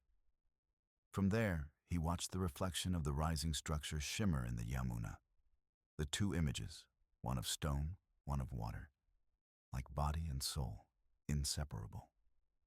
"See?" he whispered once to Jahanara, who stood beside him. "She is already in 2 worlds." For the people of the empire, the empress became legend. They spoke of her as a saint, a mother of mercy. In villages, women told stories of how she'd saved orphans, fed the poor, forgiven debts. Her name was written in lullabies. Her kindness became proverb. When travelers passed Agra and saw the marble rising from the earth, they stopped to bow. Some brought offerings, garlands, coins, prayers written on folded paper. Others simply stood in silence, believing that in gazing upon her memory, their own griefs might find peace. In markets, merchants named their perfumes after her. Poets compared every beauty to the moon of Mumtaz. Even the air around the river seemed altered, cooler, gentler, as if her spirit lingered within its mist. In the solitude of his private chambers, Shah Jahan began to write, not decrees, but reflections, fragments of thought, half-formed verses. If she is gone from sight, one reads, it is only because the eyes are small. The heart sees further. Marble is only memory hardened by patience. When I die, do not weep. Place me where I can still see her face in the river. He no longer led campaigns. He no longer attended festivals. The world reduced itself to two colors, the white of marble and the blue of sky. Every evening, he would climb the ramparts of the fort and gaze toward the construction site across the river. The dome, still unfinished, glowed faintly in the twilight. The reflection trembled in the water, alive, moving, unreachable. To the guards who followed him, he seemed both emperor and ghost. They would hear him whisper, "It is almost her breathing again." And thus the chapter closed, not with an ending, but with a pause, a breath held between loss and creation. The river continued its slow hymn. The stones learned to sing. The white rose of the mausoleum opened petal by patient petal. Years poured through scaffolds like sand through the neck of an hourglass. Chisels rang, mallets spoke in soft syllables of stone, and the Yamuna held everything, sky, dome, arches, as if memory itself were water.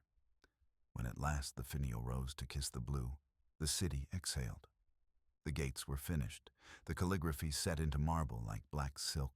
The pietra dura flowers shone with the quiet colors of dawn. Carnelian, jade, lapis, onyx, cornelian again. An orchard pressed into light. In the great chamber, her sarcophagus rested where the world's center seemed a little closer to earth. And above it, the dome learned to echo a single syllable. Hush! Shah Jahan entered alone before anyone else. He walked as men do who have learned to carry oceans in their chests. The air was cool.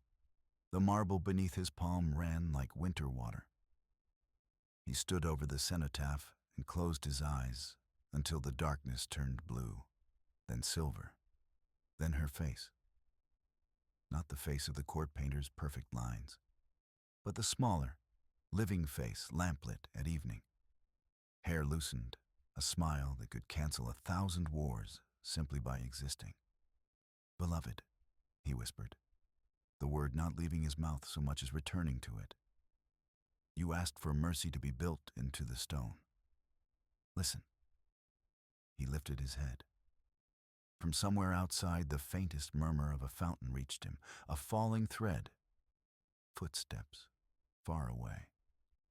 Cloth, a whisper. Then a deeper quiet, the kind that seems to choose you. He knew then that the building was finished, not when the last stone was placed, but when silence arrived and felt at home. Agra learned a new kind of mourning. Pilgrims came, slow and barefoot. Queens came, veiled in cloud-colored shawls, merchants, scholars, widows, children. Each stood under the gate's shadow to feel the world soften. Some mouthed prayers, some said nothing and left lighter than they arrived. The poor found shade, travelers found water.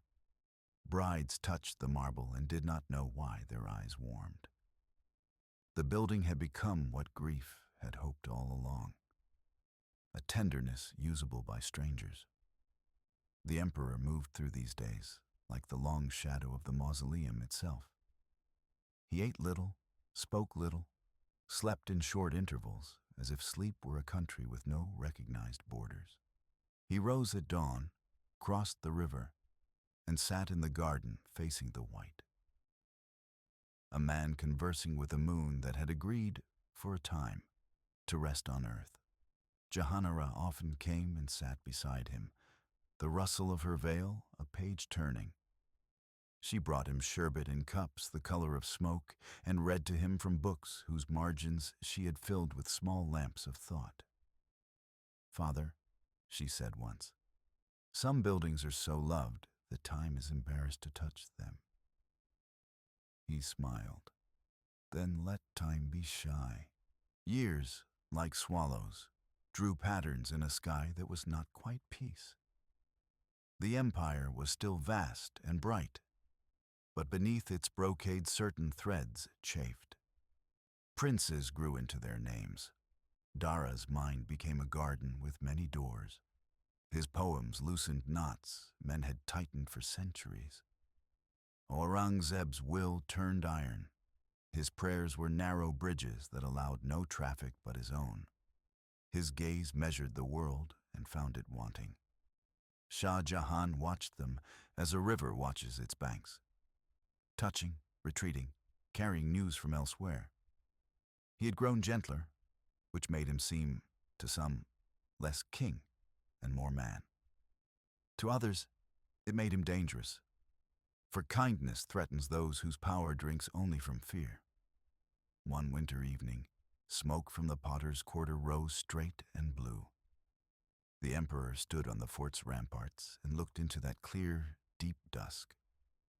"The dome," he murmured, "is a prayer written in light." Behind him, footsteps paused, bowed, withdrew. News had come. Small news, sharp as a thorn.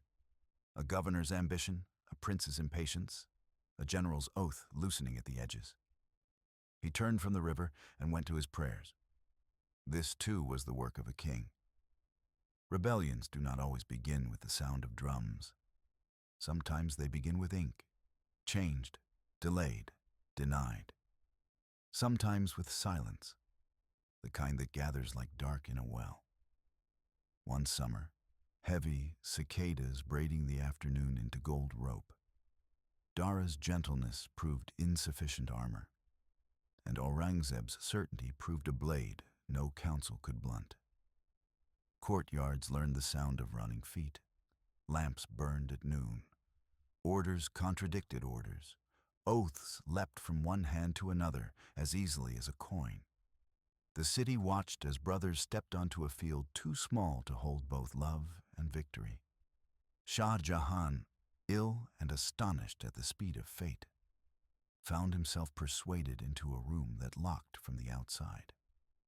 The fort that had always protected him became a ring of red around a single, unarguable fact. Power had chosen a new mouth. He did not rage. Rage is for those who still think they can reweave the tapestry with bare fingers. He asked for two things only: his books and a window that faced the white. They gave him both. Even kings, when caged, negotiate the size of their sky. The chamber was not cruel. It was a jewel box with its lid shut. Jahanara, permission wrung from a son who still loved his father in a grammar he could not speak aloud, came to serve him. Daughter as lamp, as physician, as quiet sea. She placed rugs where his feet would step, brought fruits and small silver dishes of sugared fennel, tended the jasmine in a stone trough along the balcony, and sat to listen when he did not speak. The window became a calendar of light. Dawn. The dome took milk. Noon, it sharpened to bone. Evening, it drank rose. Night, it disappeared and lived again in the river. An inverted testimony. He learned the building's moods the way one learns of friends, when to approach, when to leave it be. Sometimes he spoke to Jahanara of the years when he and her mother walked in moon gardens where the fountains rehearsed paradise. Sometimes he asked her to recite verses that had steadied him long ago, and she did. Her voice a silk thread passed through the day's rough cloth. Often he was simply quiet, holding the room in his eyes until it held him back. The jasmine flourished. Bees visited with a tact that suggested they knew the rules of palaces. The emperor touched the small white blossoms with a finger as if ringing bells no one else could hear. He wrote again. Old hands, new steadiness. Not decrees now, not the bright architecture of command, but notes as light as moth wings, stacked in a lacquered box. Light has weight. I feel it on my chest at dawn. Grief does not end. It changes chairs. If a window faces love, it is not a prison. I have owned an empire.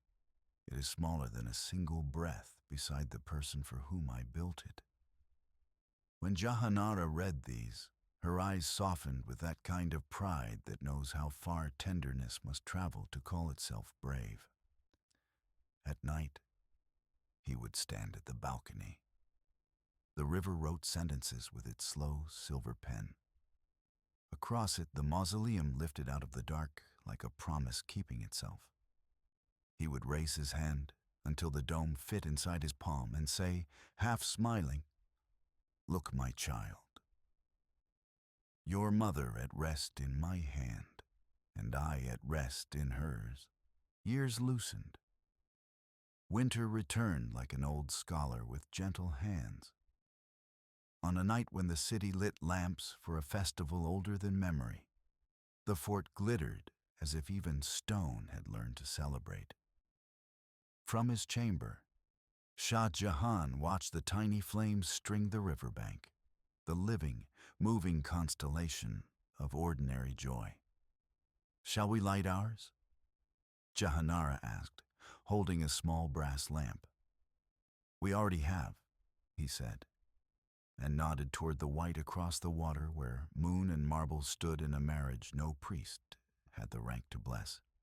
They placed the lamp by the jasmine and sat in its simple company. The flame bent, reconsidered, stood taller, far off. A flute found the evening's key. The emperor closed his eyes and breathed as if each breath were a coin he could spend exactly once, and wished to spend well. 7. The door, without Hinge's illness, came as a soft envoy. A fever that touched his wrist and said, "May I?"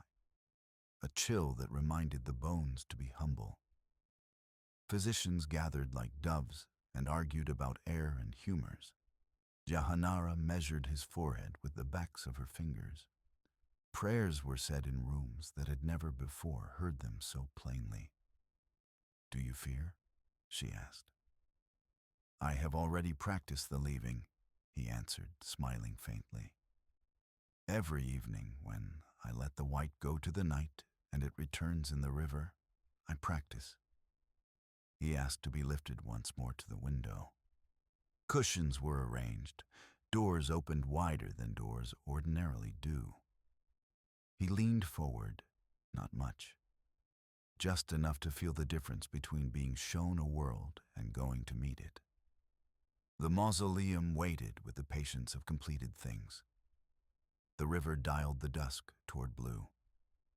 On the far bank, a boy ran, stumbled, laughed.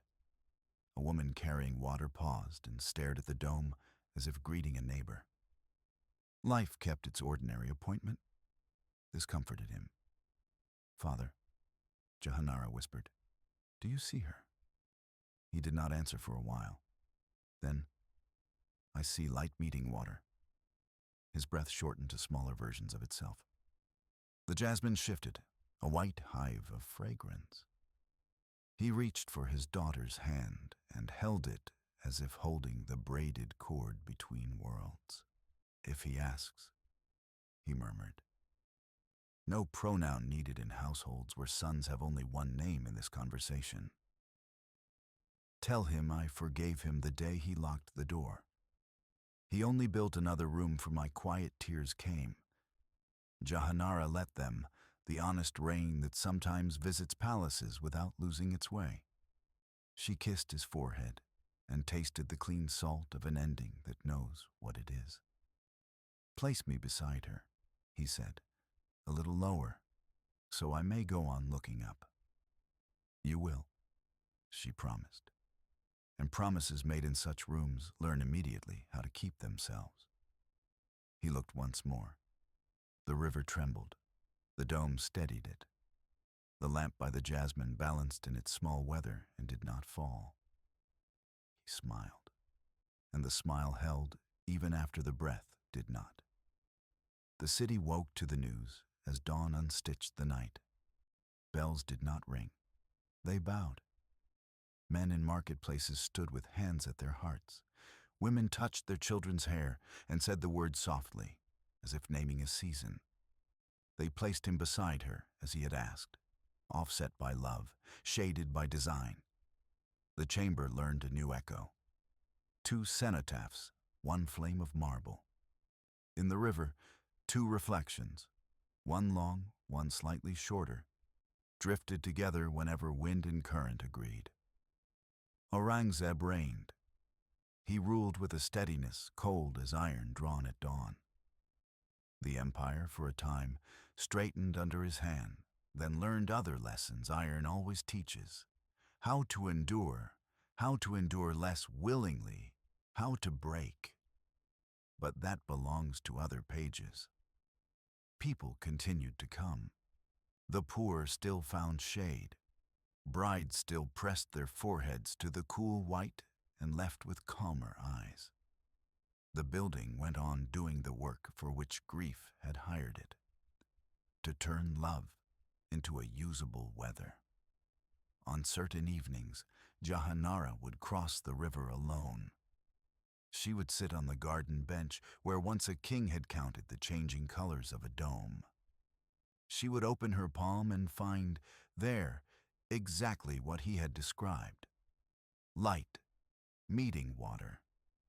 She would smile, not because she was consoled, consolation is too small a word, but because she had seen the world do, at last, what it promises the faithful. Remember. And if, passing at that hour, you paused, you might hear what the building says when no one is listening. It does not say love conquers death. The marble is too honest for that. It says, here for a while, love arranged a room where death behaved itself. It says, look how quietly beauty can keep a promise. It says, hush. The Taj Mahal was not built in a day, nor even in years. It was built in breaths, in heartbeats, in the small obediences of light. They called it Rauza-e Mumtaz Mahal, the garden tomb of the chosen one of the palace. But the emperor himself called it something else in his letters. My dream in stone. And so the dream began to live. Long after the dreamers had gone, each morning, before the sun touched the city, the Taj Mahal awakened in silence. The first light slid across its white skin like the hand of a lover, tracing memory. The marble, cool and veined with pale gray, caught the color of dawn, sometimes rose, sometimes amber, sometimes the faintest blue. The dome seemed to breathe. The air smelled of river mist and wet jasmine. To those who came early, the monument felt alive. The calligraphy on its walls, verses from the Quran, shimmered as if freshly written by light itself. The birds circled the dome. The river mirrored it perfectly. From a distance, the whole structure appeared weightless, as if the earth beneath it had agreed to suspend disbelief. Inside, the echo of footsteps softened into reverence. Each sound returned as a whisper, as though the tomb itself preferred silence over worship. And yet, to stand there was to feel presence, not absence. The legend says that 20,000 artisans worked upon it. Masons, calligraphers, lapidaries, mosaicists, gardeners, architects.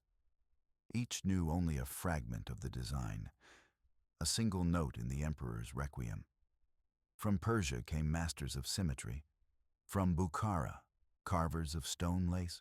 From Delhi, those who understood the mathematics of proportion so perfectly that a single misdrawn line could make heaven appear slightly tilted. They worked for 22 years. The clang of metal, the strike of chisel, the murmur of prayer became the empire's new heartbeat.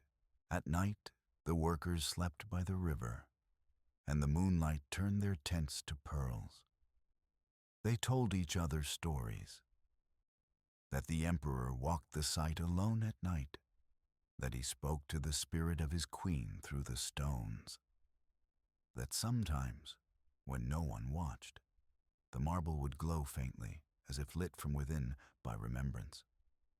There was a superstition among them, that every man who worked upon the Taj carried a secret sadness, and that the marble absorbed it, polishing sorrow into beauty. The walls bloomed. Floral inlays of carnelian and jade spread across the marble like gardens caught in mid-breath. Each petal was carved from stone so thin that light could pass through it. Tulips, lilies, lotuses, irises, none of them native to one place, all of them belonging everywhere. Scholars said each flower had meaning. The lily, for purity. The tulip, for passion tempered by faith. The lotus, for rebirth.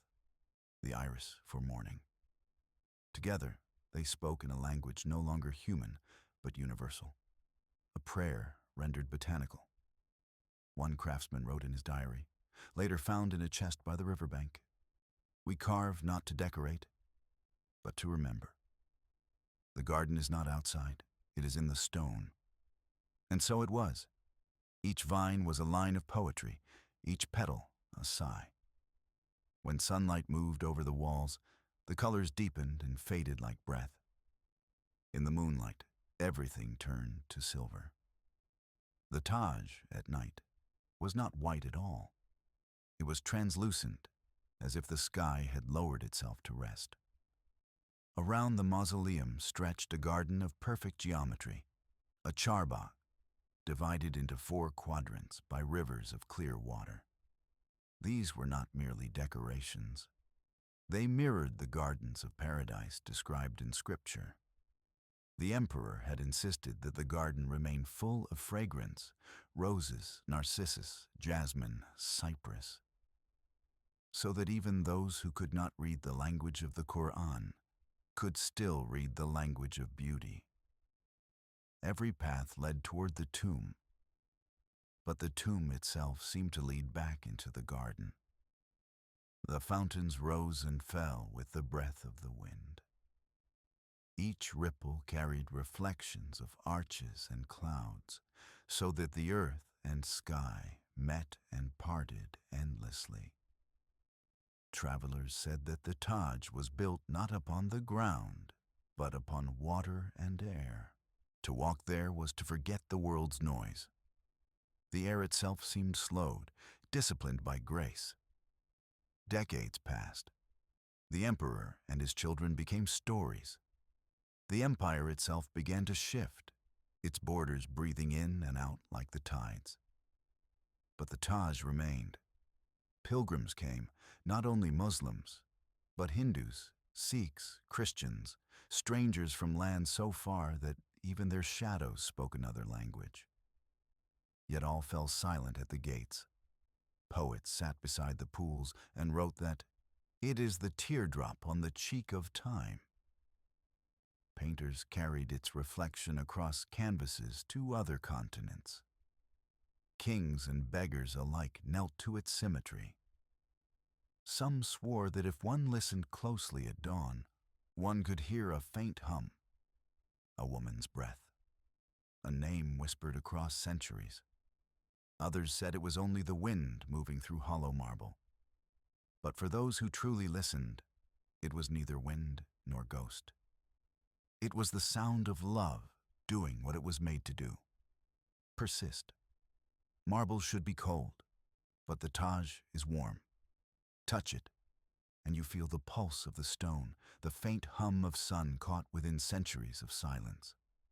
Scholars wrote of its architecture, its ratios and rhythms.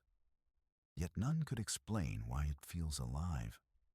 perhaps because it was built not of stone alone, but of memory, and memory, when tended by devotion, never dies. The Taj changes color with every hour. Pink at dawn, white at noon, golden at sunset, silver under moonlight. Each hue belongs to a mood of love, awakening, radiance, remembrance, and peace. Its 4 minarets lean slightly outward, so that in earthquake they would fall away from the dome, never toward it. Even destruction here has been taught courtesy. And inside, under the dome that hums with perfect echo, the cenotaphs of Mumtaz and Shah Jahan rest, his placed slightly lower, so that in eternity he might go on looking up to her. Centuries passed. Empires rose and fell. Flags changed, languages blended, the river shifted course. Yet the marble dream endured. The British came and called it a wonder. The world came and called it love. Photographs captured it in shades of nostalgia. Postcards carried it into pockets across oceans. Lovers carved their initials upon replicas. Poets filled anthologies with its name. But the Taj itself remained untouched, still whispering its single lesson, that beauty born of grief can outlive both. In monsoon, rain slid down its flanks like tears that do not sting. In winter, fog wrapped it like memory refusing to fade. In summer, the heat shimmered so that the monument seemed to float once again, untethered, suspended between heaven and the river's breath. Children played outside its gates. Monks walked its corridors. Tourists took photographs. Yet all, whether they knew it or not, stepped softly. Some places teach you how to lower your voice without command. They say the Taj Mahal is different every time you see it. At sunrise, it is a promise. At noon, a perfection. At dusk, a farewell. At night, a soul returned to light. For those who have loved deeply and lost deeply, it is both wound and balm. It reminds the living that absence, when shaped by devotion, becomes presence of another kind. And so, as centuries turn and names fade, the marble still dreams of a woman who once smiled at dawn beside a river, and of a man who answered her smile with the labor of a lifetime. If you walk there at twilight, you might hear what the river tells the marble in a language older than empire. She sleeps, but not alone. He is gone, but not away. Love is the architect. And as the last light slips across the dome, you will understand what Shah Jahan built was never a tomb. It was the shape love takes when it learns to live forever. It is said that when Shah Jahan first drew his finger through the air, sketching the curve of a dome only he could see, the world paused for a heartbeat, as if creation itself leaned closer to listen. What followed was not merely construction, but a meditation written in stone. For 22 years, artisans gathered along the banks of the Yamuna to build what the emperor called the echo of a sigh. Each morning began with the sound of hammers striking marble, a rhythm both human and divine. And each evening ended with silence so deep that even the river seemed to bow in respect. The Taj Mahal was not simply raised, it was breathed into being. The chief architect, Ustad Ahmad Lahori, was a man who spoke little and drew with reverence. He had studied in Isfahan, learned geometry from Persian masters, and carried in his mind the harmony between heaven and earth. When he met Shah Jahan, the two spoke the same language, not of power or conquest, but of symmetry, proportion, and grace. Together, they walked the banks of the river in silence. The emperor pointed to the moon reflected in the water and said, Build me something that will never envy this reflection. And so, the plan began. Every line of the Taj Mahal was drawn to align with light. Every curve was designed to imitate the breath of prayer. Its 4 minarets stood like guardians, angled ever so slightly outward, not to protect the tomb from destruction, but to remind all who approached that even perfection leans humbly toward the earth. When asked how he conceived the design, Lahori said simply, "I followed the mathematics of devotion. The marble came from Makrana, pure, translucent, whispering with veins like threads of moonlight. From far kingdoms came jewels, turquoise from Tibet, amethyst from Persia, jade from China, coral from Arabia, onyx from the Deccan, lapis lazuli from Afghanistan. Each gem was a syllable in a poem of color. In the quiet halls, artisans sat cross-legged, cutting stone so thin that light passed through like breath through silk. They placed each piece with fingers trembling not from fatigue, but reverence. A single inlay of a flower could take weeks, a single arch, years. When asked how they endured, the workers said, "We are carving eternity into time." At night, the moonlight poured across the scaffolds, touching unfinished marble like a benediction. Some swore that if you walked the grounds at midnight, you could hear whispers, prayers for her soul, mingled with sighs of exhaustion and awe. The Taj grew slowly, like a living thing, its bones marble, its veins shadow, its breath the wind through carved stone. The dome rose last, and with it came both fear and triumph.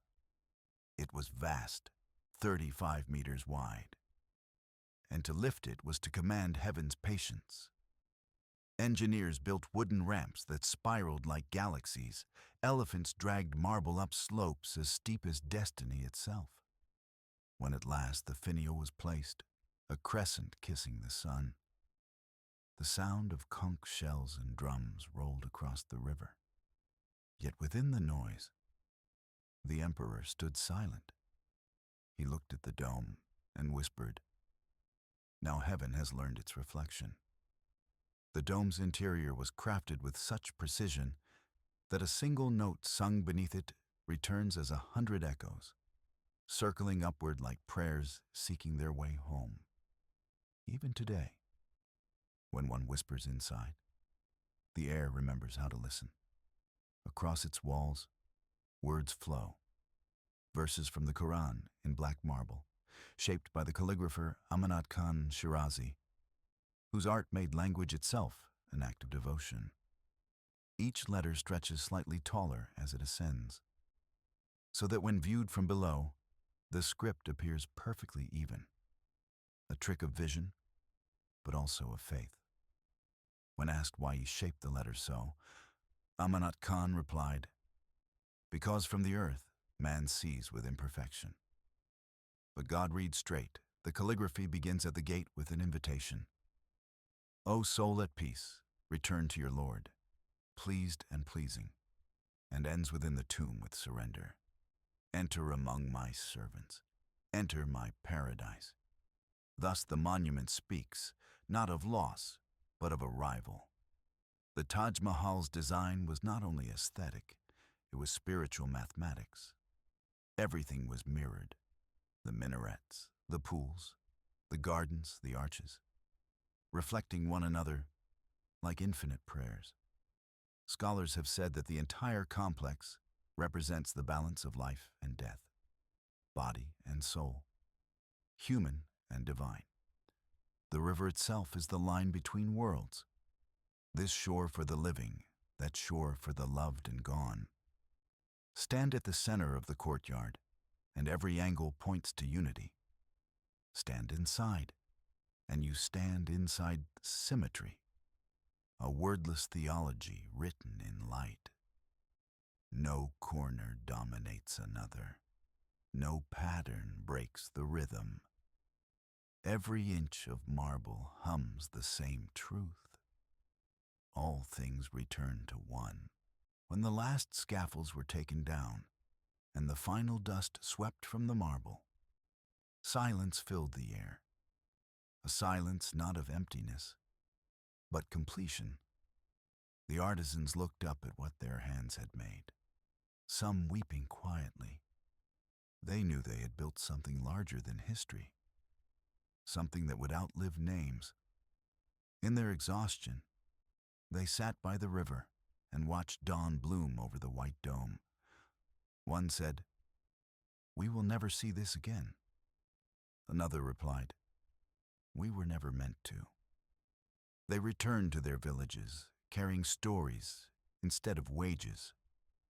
Stories of a place where grief became geometry and love became law. When Shah Jahan was brought to the Taj Mahal for the first time after his death, the attendants carried him across the river at dawn. The world was quiet. Even the birds seemed to know the hour. They laid him beside her, as he had wished, his tomb slightly offset, his head turned toward her in perpetual devotion. Thus the symmetry of life was broken so that the symmetry of love could remain. And now, beneath the great dome that holds the sound of centuries, the two rest, not facing the world, but each other.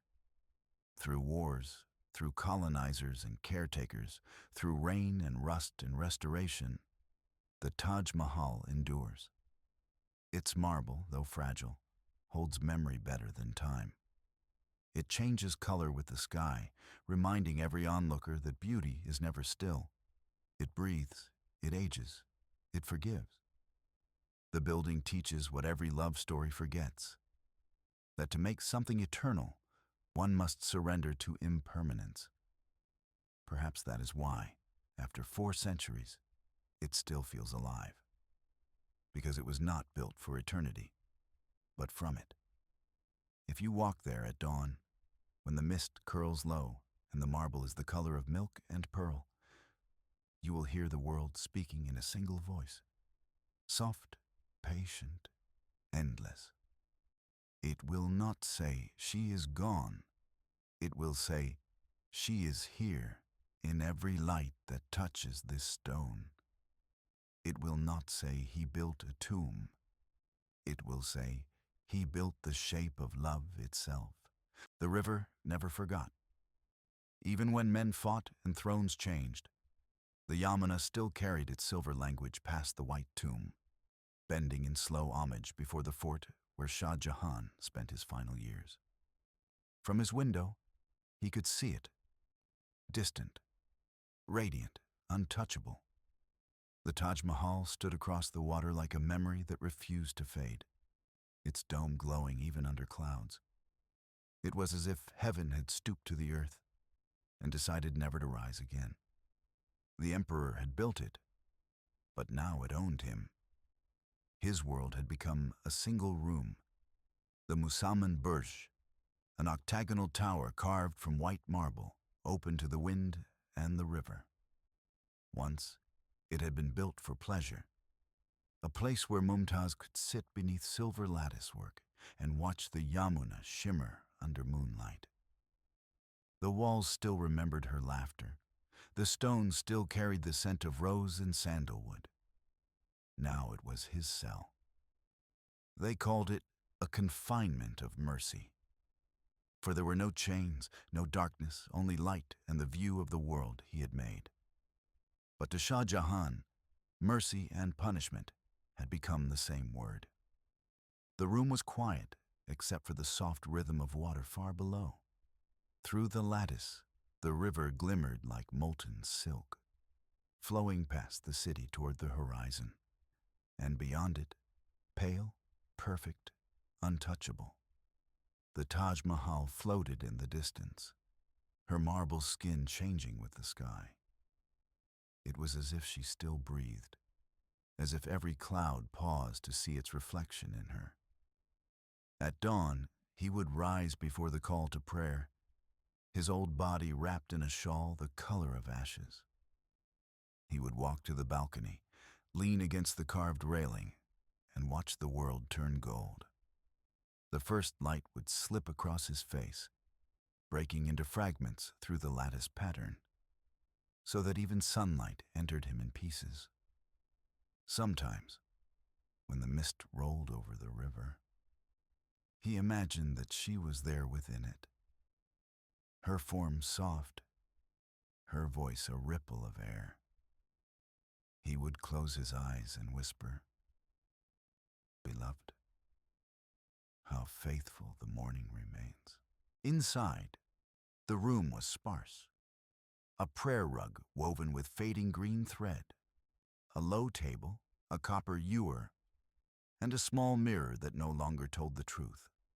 Dust gathered on the books of poetry that once kept him company.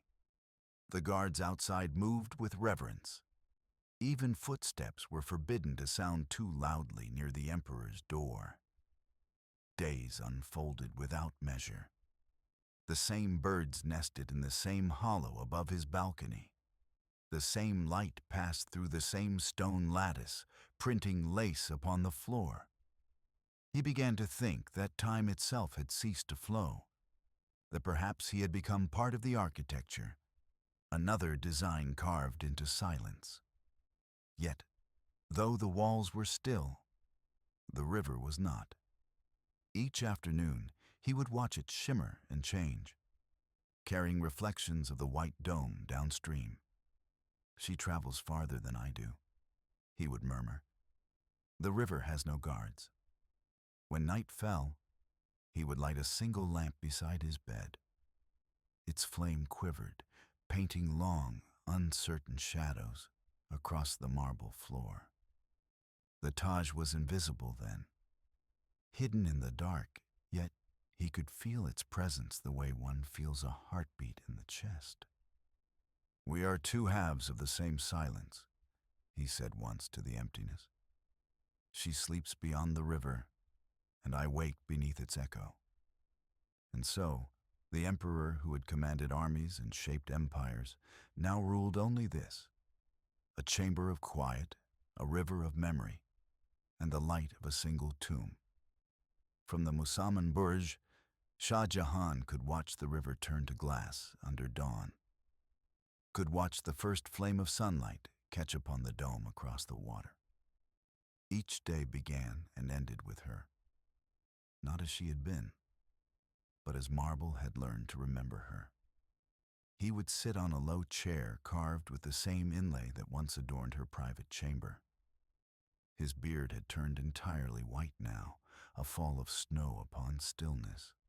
The hand that had signed decrees and drawn empires trembled slightly when he lifted his cup of tea. He kept few belongings: a prayer rug, a small box of letters, a mirror rimmed in silver, and a folded scrap of parchment upon which her name was written in his own hand. He never showed it to anyone. Jahanara once found it resting on his chest as he slept, his fingers loosely closed upon it as though guarding a pulse. Each afternoon, after prayer, he would lean upon the lattice balcony and look across the river. The distance between him and the Taj was small in measure, yet infinite in meaning. "So near," he would murmur, "and yet the world between us." The guards had long since learned not to interrupt. They called him the Saint of the Tower. Children of the fort's attendants would bring flowers and place them near his door. He never saw them, but each morning, when the petals had begun to wilt, Jahanara would sweep them away, whispering, "They have served their hour." Jahanara was his lantern through the years.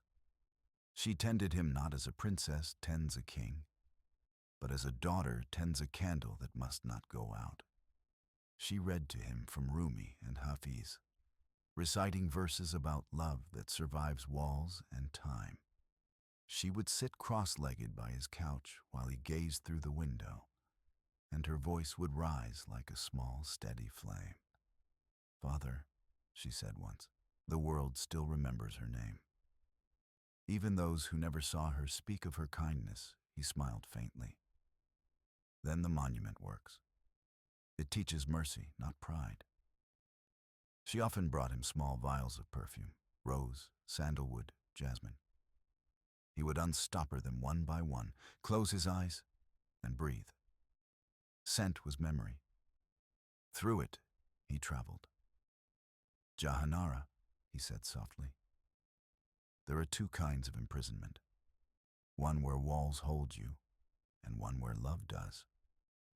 The second is sweeter. Sometimes she found him writing letters addressed to no one. Lines such as, I have lived inside a whisper for 20 years. The dome across the river is not stone. It is breath held forever. He folded them neatly and hid them beneath his pillow, as if afraid that even words might escape. Time became a circle. Days blended into one another. Dawn, prayer, silence, dusk. The seasons changed only by the light that poured through the lattices. In summer, heat shimmered like a veil over the river. In monsoon, rain patterned the marble so gently that it seemed the sky itself wept for him. In winter, mist rose and the Taj became a ghost, dissolving into air until only its reflection remained.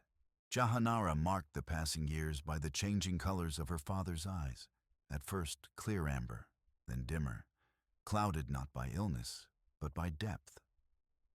He had begun to see beyond the visible. Once, he said, I looked at the Taj and saw her face. Now I look and see light alone.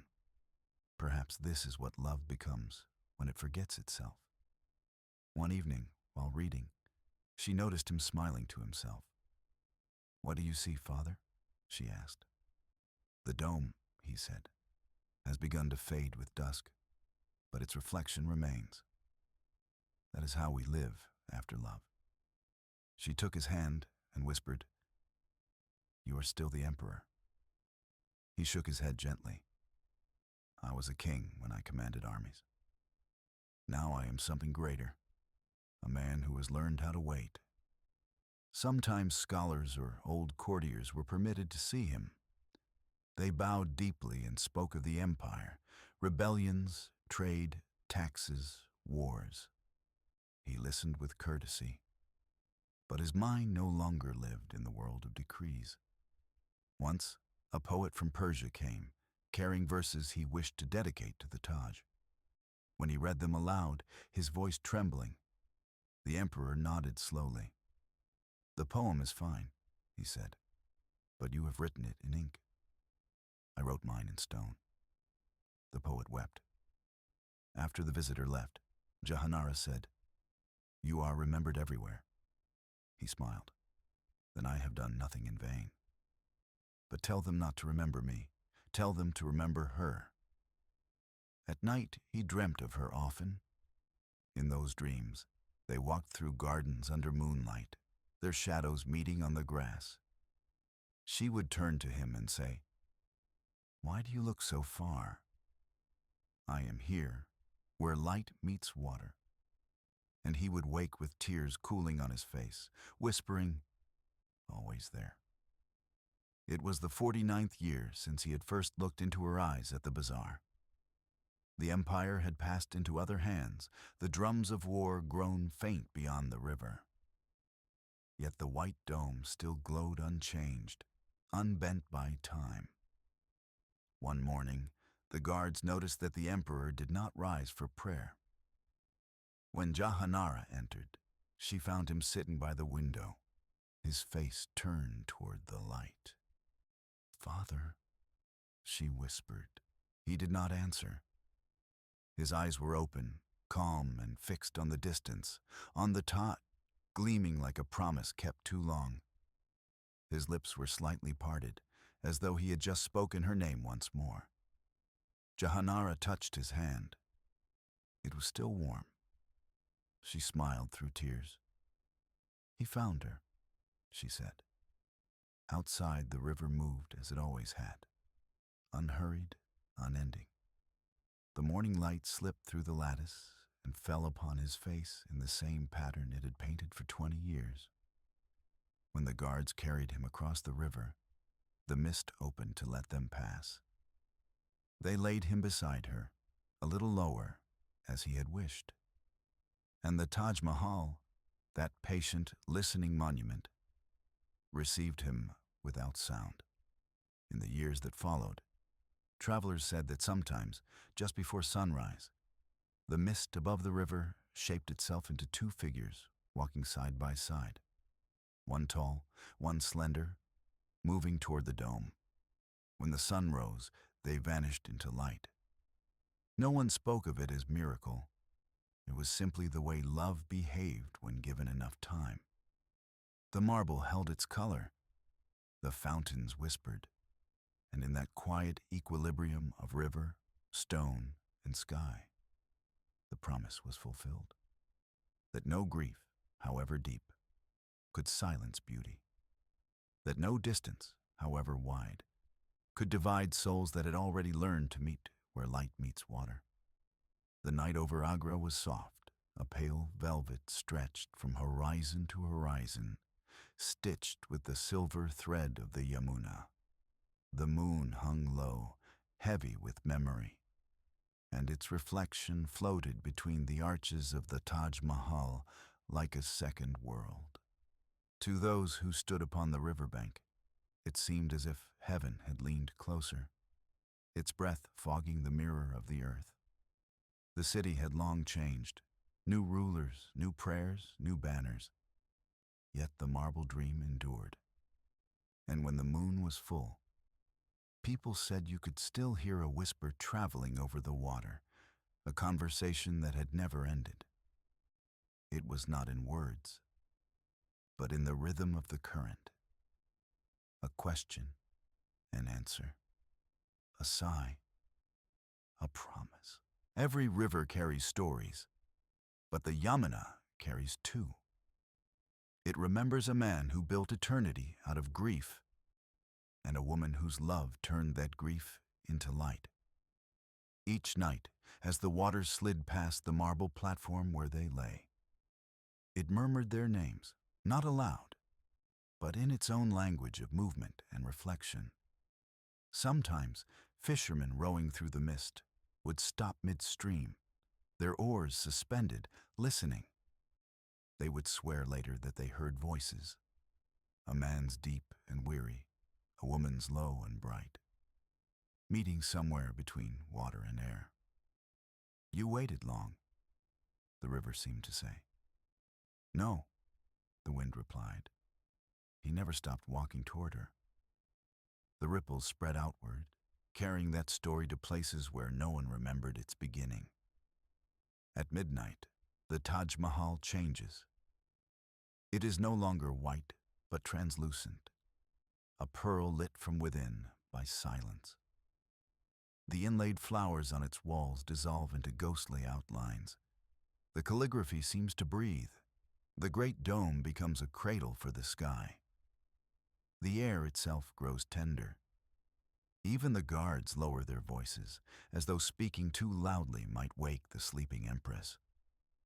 The garden glows faintly, not from lamps, but from the dew that catches the moonlight like 1,000 small eyes. Every leaf glistens. Every path seems newly drawn. Those who have walked there say that the fragrance of jasmine grows stronger at night, that it clings to the air as if still searching for the woman who once loved it most. And sometimes, when the moon reaches its highest point, a shadow passes along the marble walkway, the outline of a man in royal robes, walking slowly toward the tomb, as though answering an invitation he had never truly declined. He leaves no footprints, only stillness. The air bends around him, gentle and forgiving. Inside, beneath the great dome, 2 marble cenotaphs lie side by side, hers in the center, his slightly to the west, as if even in death he had chosen to bow. Candles flicker near their names. Incense drifts upward like breath returning to heaven. The air is cool and sweet. It smells of stone and memory. The calligraphy above them reads, "Enter my paradise." And perhaps they did. For though centuries have passed, though empires have come and gone, though the world has changed its languages and gods, their story remains unbroken. It lives not in books or palaces, but in the pulse of the marble itself. At certain hours, the moonlight falls through the lattice in such a way that two beams of light touch, one upon her name, one upon his, and for a brief, fragile moment, they merge. No one can explain it. No one tries. It is simply what light does when love is near. Outside, Agra sleeps. The bazaars are dark, the river quiet, the air thick with a hum of distant crickets. Yet something invisible moves through the streets. A hush, a reverence. Lovers come and sit by the riverbank, watching the Taj glow across the water. They speak softly, as if afraid to disturb the perfection before them. Children, hearing the tale of the emperor and his queen, ask if love can really last forever. Their mothers smile and say, "It can if it knows how to build gently." And in that simple answer, the story begins again. Passed from voice to voice, carried by the river, retold beneath countless moons. The moon climbs higher now, silvering the domes, spilling its calm upon the river. The water becomes a mirror. The mirror becomes a doorway. And through that doorway, one might imagine the two of them, Shah Jahan and Mumtaz, walking once more through the garden of light. Their hands almost touch. Their shadows merge upon the marble. They do not speak. They do not need to. The wind moves through the arches, soft and endless, repeating the single truth their lives had taught it. Beauty is the memory of love made visible. Above them, the stars burn with patient grace.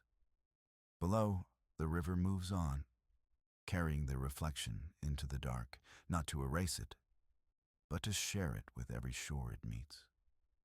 And so the story ends where it began. In moonlight, beside water, with a promise kept. And now, as the moon drifts higher above the Yamuna and the music softens to silence, we leave behind the marble, the river, the lovers who learned to outlive time. Perhaps you can still see it in your mind, the soft glow of the Taj Mahal under silver light, the water moving slowly like a heartbeat remembered, the air thick with jasmine and quiet. If you listen closely, you might hear it too, a whisper that belongs to no language and every heart. It says only this: love endures. So wherever you are listening from tonight, whether your window opens to a city of noise or to the hush of distant water, may this story stay with you a while. May it remind you that beauty is not an illusion, but the proof that love once walked here and still does.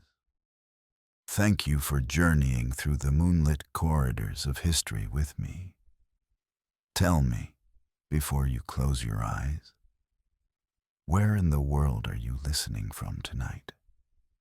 And under what kind of moon?